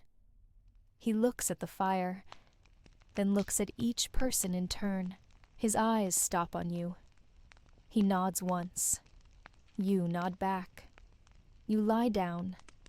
You keep your wrap close, your shoes near the fire, your cord tied at the wrist. The air smells of sap, of smoke, of dry earth. You breathe slowly. You sleep. You wake before the others. The fire is low, just coals now. You add a small piece of bark. Blow gently. The flame stirs, wakes. You feed it little by little, enough to light the shelter, enough to warm hands. Outside, the trees are still dark. The sky is not yet light, but the silence feels different, not heavy, just waiting. One by one, the others rise. No words, just movement. The man wakes last. He stands slowly, stretches, touches the roof beam once, then begins rolling his furs. You do the same. Your pack is small. A wrap of bark, a cord of sinew, a stone knife, a strip of dried root, the carved bark with your marks. You place each item with care. The bird bones are divided. Each person takes one, not for use, for memory, for weight. A reminder of what was eaten, of what gave strength. Before leaving, the fire is buried. The coals are scattered. The ash is spread. Water is poured, then covered with earth. No smoke, no light, no trace. The shelter is left standing, but empty. Nothing of value remains. Just space. Just stillness. You begin walking. The path is soft with melting snow. Your steps press deeper.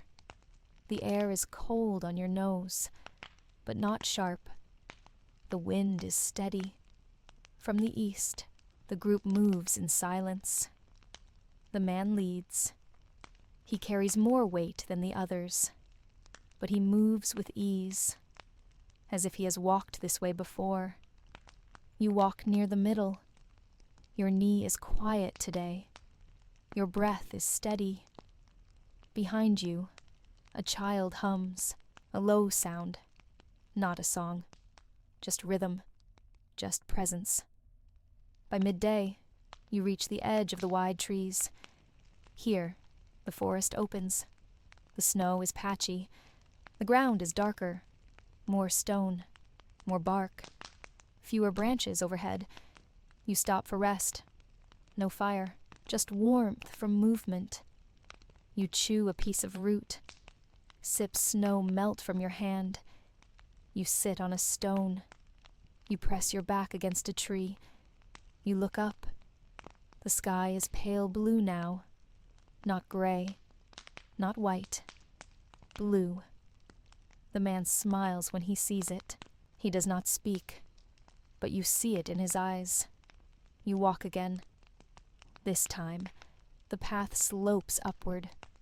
A ridge appears, low and wide, covered in small trees. The snow there is thin. The sun reaches the earth. At the top, you see far, to the east, the land dips. A shallow valley. A frozen stream cuts through it. Stones line the edges. Dry grass peeks between snow patches. You descend slowly. At the bottom, the man points. There is a rise of stone near the stream. Flat, sheltered on two sides. A good place. You all move toward it. The packs are set down. No one speaks. But it is clear, this will be the next place. You gather sticks, dry ones from beneath the stone ledge. You clear a space. The man places bark in the center. You add twigs, moss. He strikes the stone. Once, twice, then flame. The fire begins again. Not high, but real. The others gather near. They do not sit yet. They stand. They look around. They listen to the space. Then someone laughs. Just once.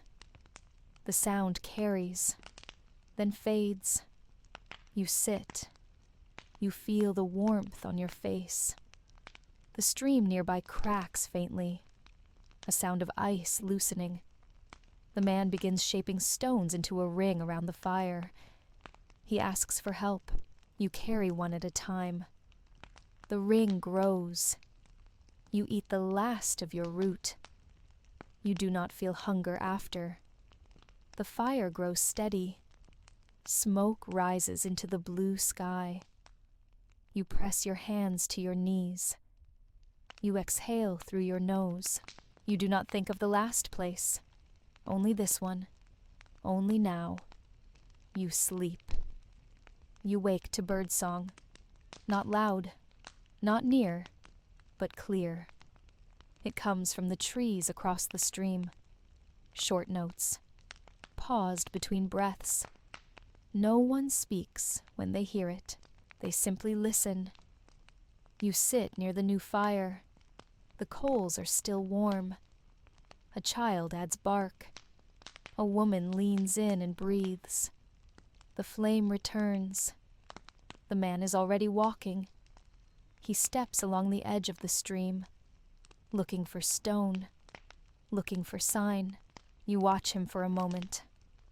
Then begin your own task. Your shoes are stiff from the cold. You rub them with sap. Wrap the cord tighter. They hold. The shelter is not built yet. but the space is chosen. A ring of stones, a low overhang of rock, trees nearby. You begin clearing snow. Others gather branches. They find long ones for the roof, short ones for walls, moss for ceiling, bark for cover. You carry stones, smooth ones, not sharp, for sitting, for holding heat, for shaping tools. The man returns with a hollow log. Inside is dry grass, bark curls, a feather, small things. Left by another, left by time. No one knows. It is placed near the fire, for tinder, for trade, for memory. By midday, the walls begin to rise. 2 people bind the branches. One weaves moss into the gaps. A child holds the cords. You press bark over the joints. The structure is simple, but strong. No one speaks much, just points, just nods. The rhythm of hands and movement speaks enough. You stop only once, to drink melted snow, to chew a dry root, to press your back against a tree. The air smells of bark and smoke. The sun is higher now, not strong, but present. When the shelter stands, the fire is moved closer. Stones are placed around it. The wind bends, but does not enter. Inside, you sit on packed earth. You smooth it with your hand. You place your wrap beside you. You rest. The man steps in last. He looks once around, then kneels. He adds wood to the fire. He nods. It is good. Later, you go with 2 others to check the edge of the woods. You find saplings bent by old snow. You mark them with cuts. For tools later. For cords. You find tracks in the soft ground. Hoofprints, faint, old. Maybe 2 days. You follow them for a while, then stop. The man said not to go far. You return with bark and dry grass. You carry it in your arms. The others bring small branches, a curved stick, a nest of moss. Together, you sit near the stream and clean the bark. You peel the outer layer. Leave the smooth parts. It will be used for cover, for boiling, for binding. Someone sharpens a stone. Someone else weaves a mat. A child tosses pebbles into the stream, one by one. The sky is pale blue again. The wind is soft. Back at camp, the fire burns stronger. A pot is placed over it. Snow is melted. Roots are added. The dry bird bones from before. Some moss. A sliver of fat. You eat in silence. The broth is thin, but warm. The root is bitter, but filling. You drink it all. Night begins slowly. The sun lowers. The shadows grow long. The fire is the only light now. You sit beside it. The others breathe slow, their eyes half closed. The man hums again. A low sound. From somewhere before. The shelter holds the heat well. The moss does not drip. The wind does not find cracks. You lie on your side, one hand on your wrap, one near the fire. You listen to the wood shift. You feel the warmth on your back. You close your eyes. You sleep. The day begins with frost. It coats the edges of the moss. It lines the bark in pale silver. It gathers in the corners of your wrap. But it is not sharp, not biting, just still. You sit up slowly. The fire has gone out. Only dark coals remain. You place your hand near them. still warm. You add bark. You blow softly. The coals glow again. A flicker, then flame. The shelter begins to warm. Others stir. The man steps out first. He looks to the stream. The surface is darker today. Cracked, pooled, moving in places. He kneels beside it, touches the edge, holds a stone beneath the surface, watches the ripples. You gather branches. You add them to the fire. The pot is cleaned. A small root is crushed and stirred in, just for taste, not for fullness. Today will be a day for hunting. The man says this softly. He speaks to 3 others. You are one of them. He gives you a cord, a hook of bone, a strip of hide, a flat stone. The goal is not far. A place upstream, where animals drink, where birds land, where snow is thin. You leave at once. The path is cold at first. The wind follows your steps. But the sun rises quickly. It presses through the trees. The snow reflects it. You reach the stream bend by midday. It is quiet here. The water moves slowly, around a fallen log, beneath a stone ledge. The man signals for silence. You all kneel. You wait. A shadow moves across the stream. A bird high above, then gone. A moment later, a deer appears, thin, careful. Its steps are slow, its head low. You do not breathe. The man watches it, counts its steps, lowers his arm, raises the cord, but the deer lifts its head, sniffs, waits, then turns. It walks away. No one moves, not until it is gone. The man says nothing, but you know it was close. You follow the stream further. You find prints, smaller, rabbits, maybe fox. The man bends near a tree. He sets a trap. Simple, quiet. You set one too. Yours is not as smooth. He helps you fix the loop. You thank him with your eyes. The traps are marked with stones. You move on. You do not catch anything today. But the path is learned. The signs are seen. The place is remembered. You return before sunset. The fire is high again. The others have gathered roots, peeled bark, melted snow. A new wrap is being made from moss, bark, cord, smooth and tight. The man sits beside you. He hands you a small piece of root. You chew slowly. He says the deer was too thin. You nod. Better to let it pass. He sharpens his blade. You prepare the bark for tomorrow. It must dry. It must bend. The fire burns until the shadows stretch. A bird calls in the distance. Then silence. Inside the shelter, the air holds the day's warmth. The walls are strong now. No gaps. No drafts. You lie on your side. Your wrap pulled close. You feel your chest rise and fall. You count your breaths. 1, then 2, then stillness. You sleep. You wake to a low sound. Not wind, not voice, just movement. Outside, something brushes the bark wall. A soft scrape, then silence, then again. You sit up slowly. You do not reach for the knife. Not yet. You wait. The sound fades. You listen, then nothing. The fire is low. One branch remains unburned.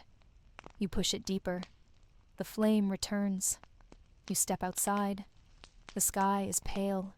The air is still. The trees cast long shadows. You walk around the shelter. There are tracks. Small, light, uneven. maybe fox, maybe just bird. It was not large. You mark the path with a stone. You say nothing. Back at the fire, others wake. The man stirs the pot, adds melted snow, a crushed root, a pinch of moss powder. The scent is earthy, familiar. A child brings bark strips for kindling. Another sharpens bone tools. You sit. You drink. The warmth spreads from your chest. Today is for repair. The man says this without saying it. He unwraps old cords. He rebinds a cracked handle. Others do the same. You take your wrap and stretch it flat. You mend a tear with sinew. Press it smooth. Lay it near the fire to dry. The shelter is swept clean. A woman patches the roof corner with bark. A boy lines the sleeping place with dry moss. Someone hums. The fire snaps. You find comfort in the rhythm. Later, you walk to the stream. The edge is softer now. The water flows faster. The ice is gone in places.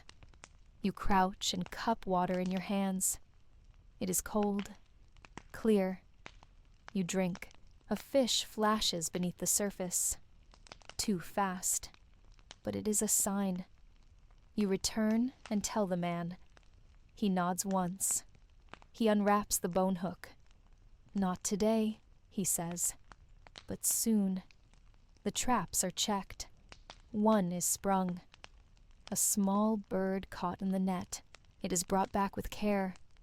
Cleaned, cooked, shared, every piece. Even the bones go into the fire. The sun rises higher. It warms the bark wall. The air smells less of smoke today, more of thawing earth. You sit and carve, just lines in soft wood, not for use, not for trade, just shape, just thought. The man sits beside you. He holds the bird's feather. He tucks it into the wall crack. He says it will bring notice, not luck, not safety, just notice. You nod. Night comes slowly. You eat the last of the moss cakes. They are dry, but they fill the mouth. You chew. You swallow. You breathe. You lie down.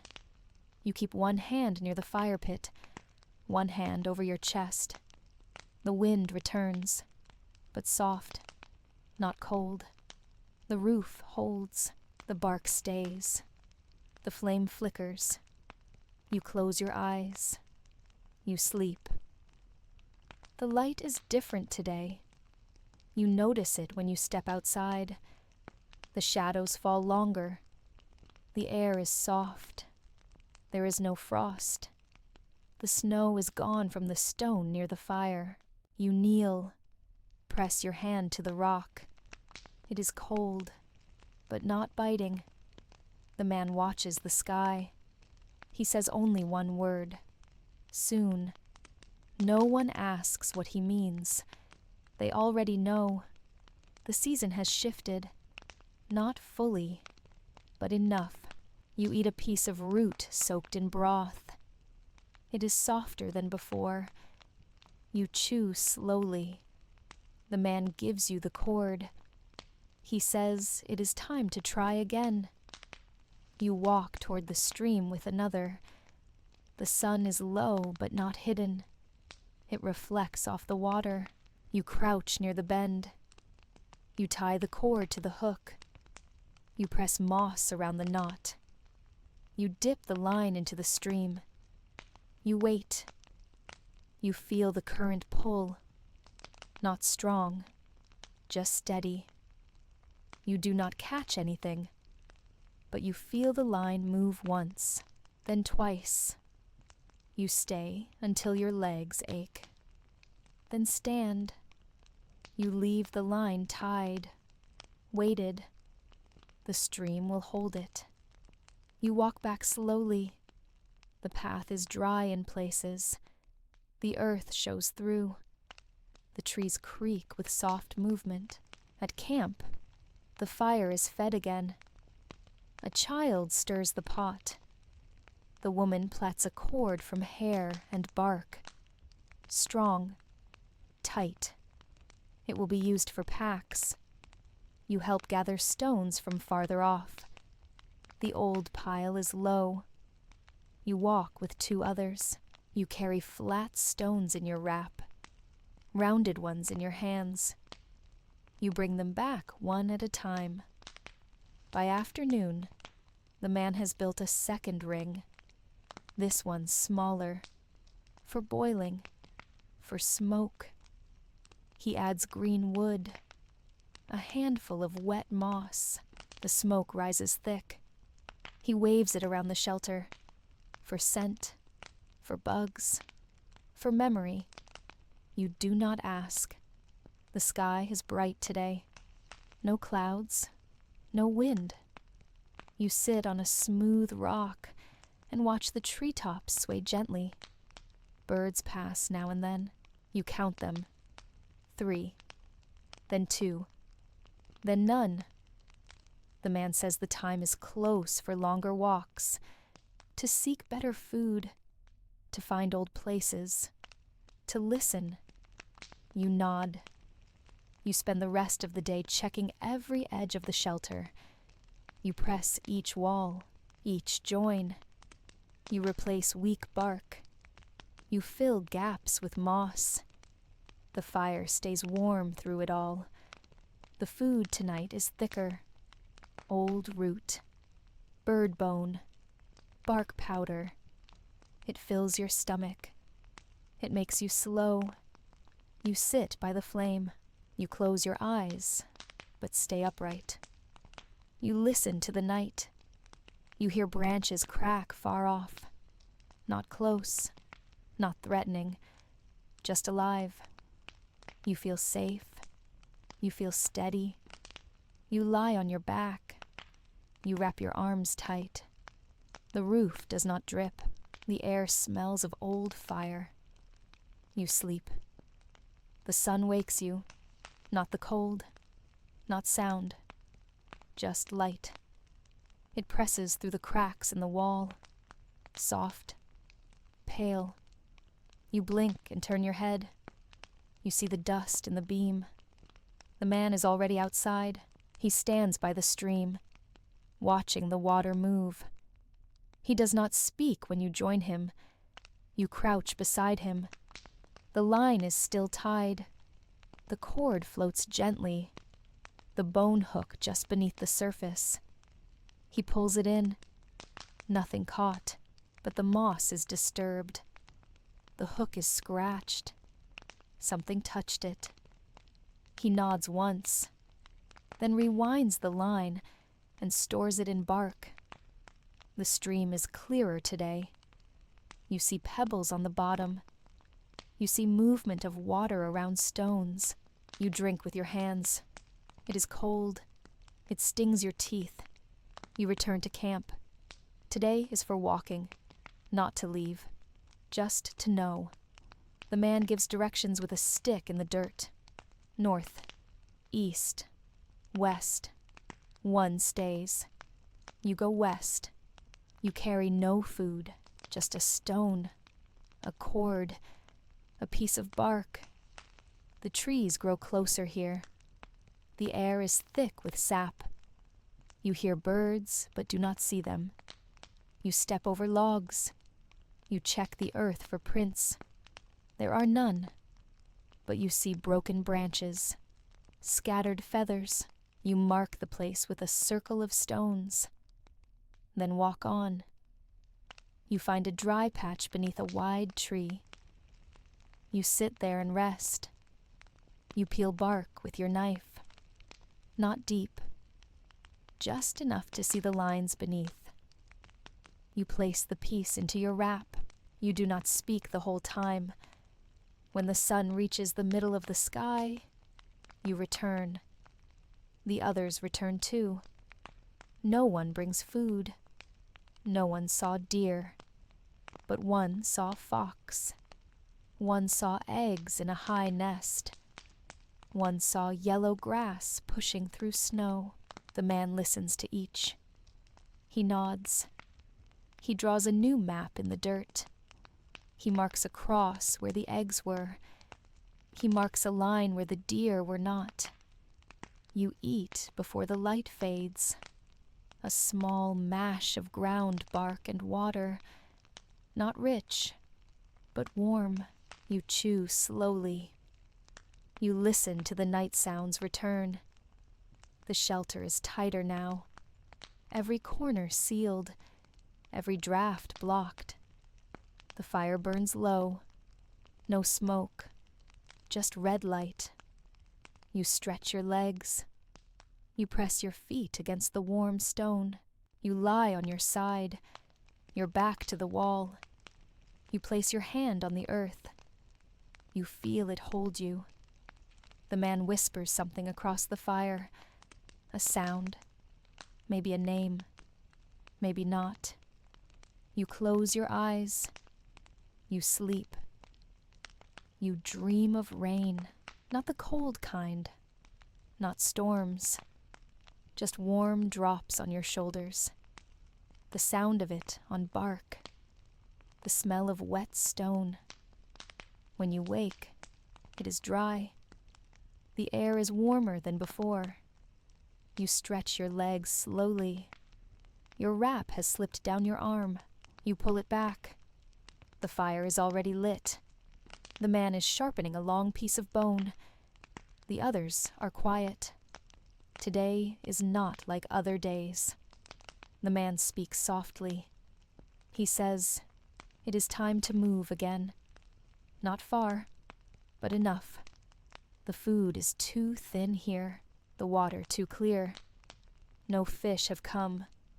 The birds stay high. You begin to pack. Your wrap is tied with cord. Your blade is wrapped in bark. The mat is rolled tightly. You place a few pebbles inside, small, round, from the stream. No reason, just habit. You do not rush. No one does. The man walks the edges of camp. He takes down the bird feather from the wall. He places it in his pack. He kicks earth over the fire. He waits for the smoke to stop. You do the same. The shelter is not torn down. It is left standing. Some moss remains. Some stones. Maybe others will come, or maybe not. The sky is pale again. You walk in single line. Not fast. Not slow. Each step is placed. Each noise is noted. The man leads toward a place he marked 3 days ago, where grass grew thick, where birds rested low. The path climbs for a while, then drops again. You cross a dry stream. You step over broken branches. You find a stone with deep lines, old marks from someone before. You stop and look. The others stop too. No one speaks. Then the man moves again. You follow. By midday, the wind shifts. It smells of water and smoke, but not your fire. Another. The man raises his hand. You all stop. You wait. You listen. Nothing moves. The wind dies. You move again. This time slower. The ground softens. You find tracks. Fresh. Not animal. Footprints. Wider than yours. Deeper. Heavier. The man studies them, then points to the right. You change direction. The shelter you find is small. Just bark. No wall. No fire ring. It is empty. Not new. Not old. Just left. You search around it. A broken tool. A cracked cord. A crushed basket. You do not take anything. The man says to leave it. You move again. Farther now. You reach a ridge. From here, the trees open wide. You see water. A lake, still, black, reflecting sky. You breathe. You descend slowly.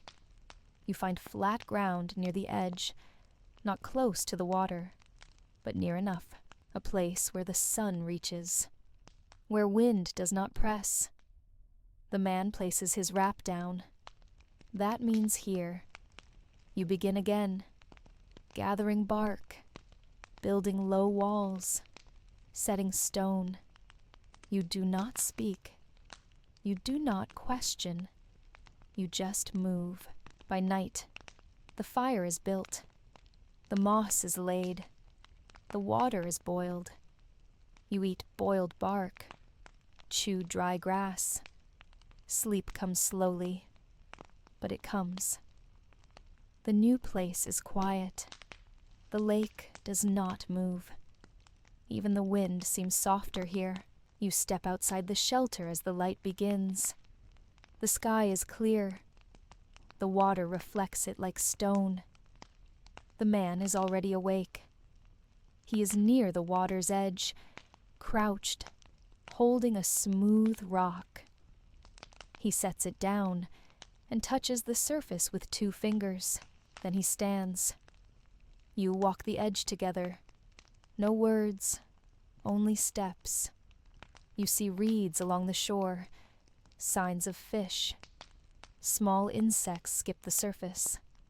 A bird calls nearby. The man nods. He marks a spot with stacked stones. He will return here. You gather sticks along the bank. They are damp, but not soaked. You carry them back in a bundle across your shoulders. At camp, the others are beginning to stir.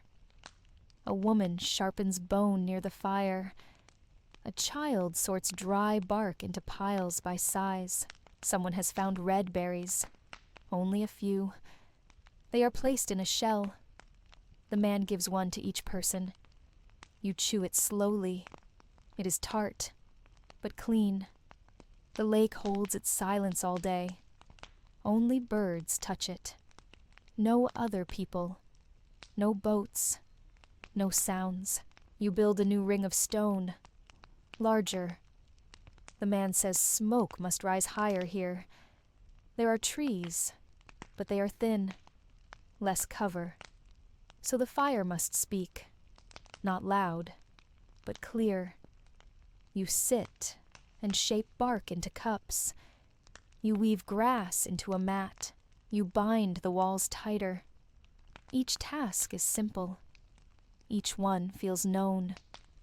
You do not talk, but you feel the presence of others, the warmth of them, their breathing, their quiet. By midday, the sky is warm. No clouds. The wind brings only the smell of wet stone. You walk alone to the edge of the trees. You do not go far. You find a rock with a hole worn through. You carry it back. The man takes it from your hand. He smiles. He places it near the fire. It will hold coals later. For carrying. For memory. You rest your back against a tree. Your wrap across your legs. You feel the warmth of the sun on your neck. You watch the lake shift with tiny waves. Just a little. Just enough. You feel stillness in your chest. The food that night is plain. Boiled root. Powdered bark. You eat slowly. There is no rush. The sky darkens in layers. First blue, then gray, then black. The stars come quietly. The fire is low. The lake glows with faint reflection. You lie on your side. The mat beneath you is soft. Your hands are warm. You close your eyes. You do not think of movement. You do not think of hunger. You do not think of time. Only breath. Only now. You sleep. The last morning begins with mist. It rolls off the lake in quiet folds. You watch it move between trees. No one speaks. No one stirs too quickly. Even the fire crackles slower today. You walk down to the water with the man. He carries the old cord and bone hook. Today, he says, just that. You both crouch near the same rock ledge as before. The cord is tied to a stick and placed gently in the water. You both wait. The sun lifts slowly. Its reflection breaks on the surface. A ripple, then another, then stillness again. You listen to the lake. You feel the cool stones beneath your hands. A soft tug on the line. The man pulls slowly. A fish. Not large, but enough. It flails once, then stills. He nods. You carry it together. The others see you coming and say nothing, but their eyes brighten. The fish is placed on stone, cleaned with care. Every scale, every bone kept in use. The meat is placed in the pot with crushed root and dry moss. It simmers over the fire. The scent rises slowly, warm, sharp, clean. You sit near the fire and hold your hands close. The mist rises higher, then fades. The trees appear again. The lake shines brighter. The food is shared. Small pieces, chewed with thanks. No one speaks. No one needs to. Afterward, the man buries the bones. He presses a flat stone over the place.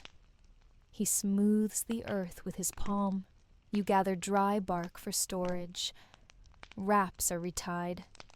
The mats are lifted and dusted. Everything feels slower, not from tiredness, but from rhythm. The kind that comes after need, the kind that waits. You walk once more to the lake edge. You see no tracks, no birds, just water, just stone, just sky. The man sits nearby. He runs a cord through his hands, over and over. You sit beside him. He does not look at you, but you feel him breathe. The fire burns lower now. The smoke rises straight into the air. The wind is gone. You eat one last piece of bark bread. It is dry, but it fills your mouth, and your chest, and your breath. Later, the man hums again, the same sound as before. Low, old, it carries over the lake and into the trees. A child hums it too. Then silence again. The night falls gently. The stars return. You lie beside the fire. The wrap pulled high to your chin. Your hand over your heart. The lake does not move. The air does not shift. The fire glows low. Your eyes close. The breath slows. There is no fear, no hunger, no cold, only sleep. Thank you for spending this quiet time with us. If your eyes are still open, let them close now. Let the sounds fade. Let the story drift. Sleepy history will be here whenever you need rest, whenever your thoughts grow loud, or the world feels too sharp. We'll be waiting, with slow stories, soft voices, and the calm that lives between words. Until next time, sleep well.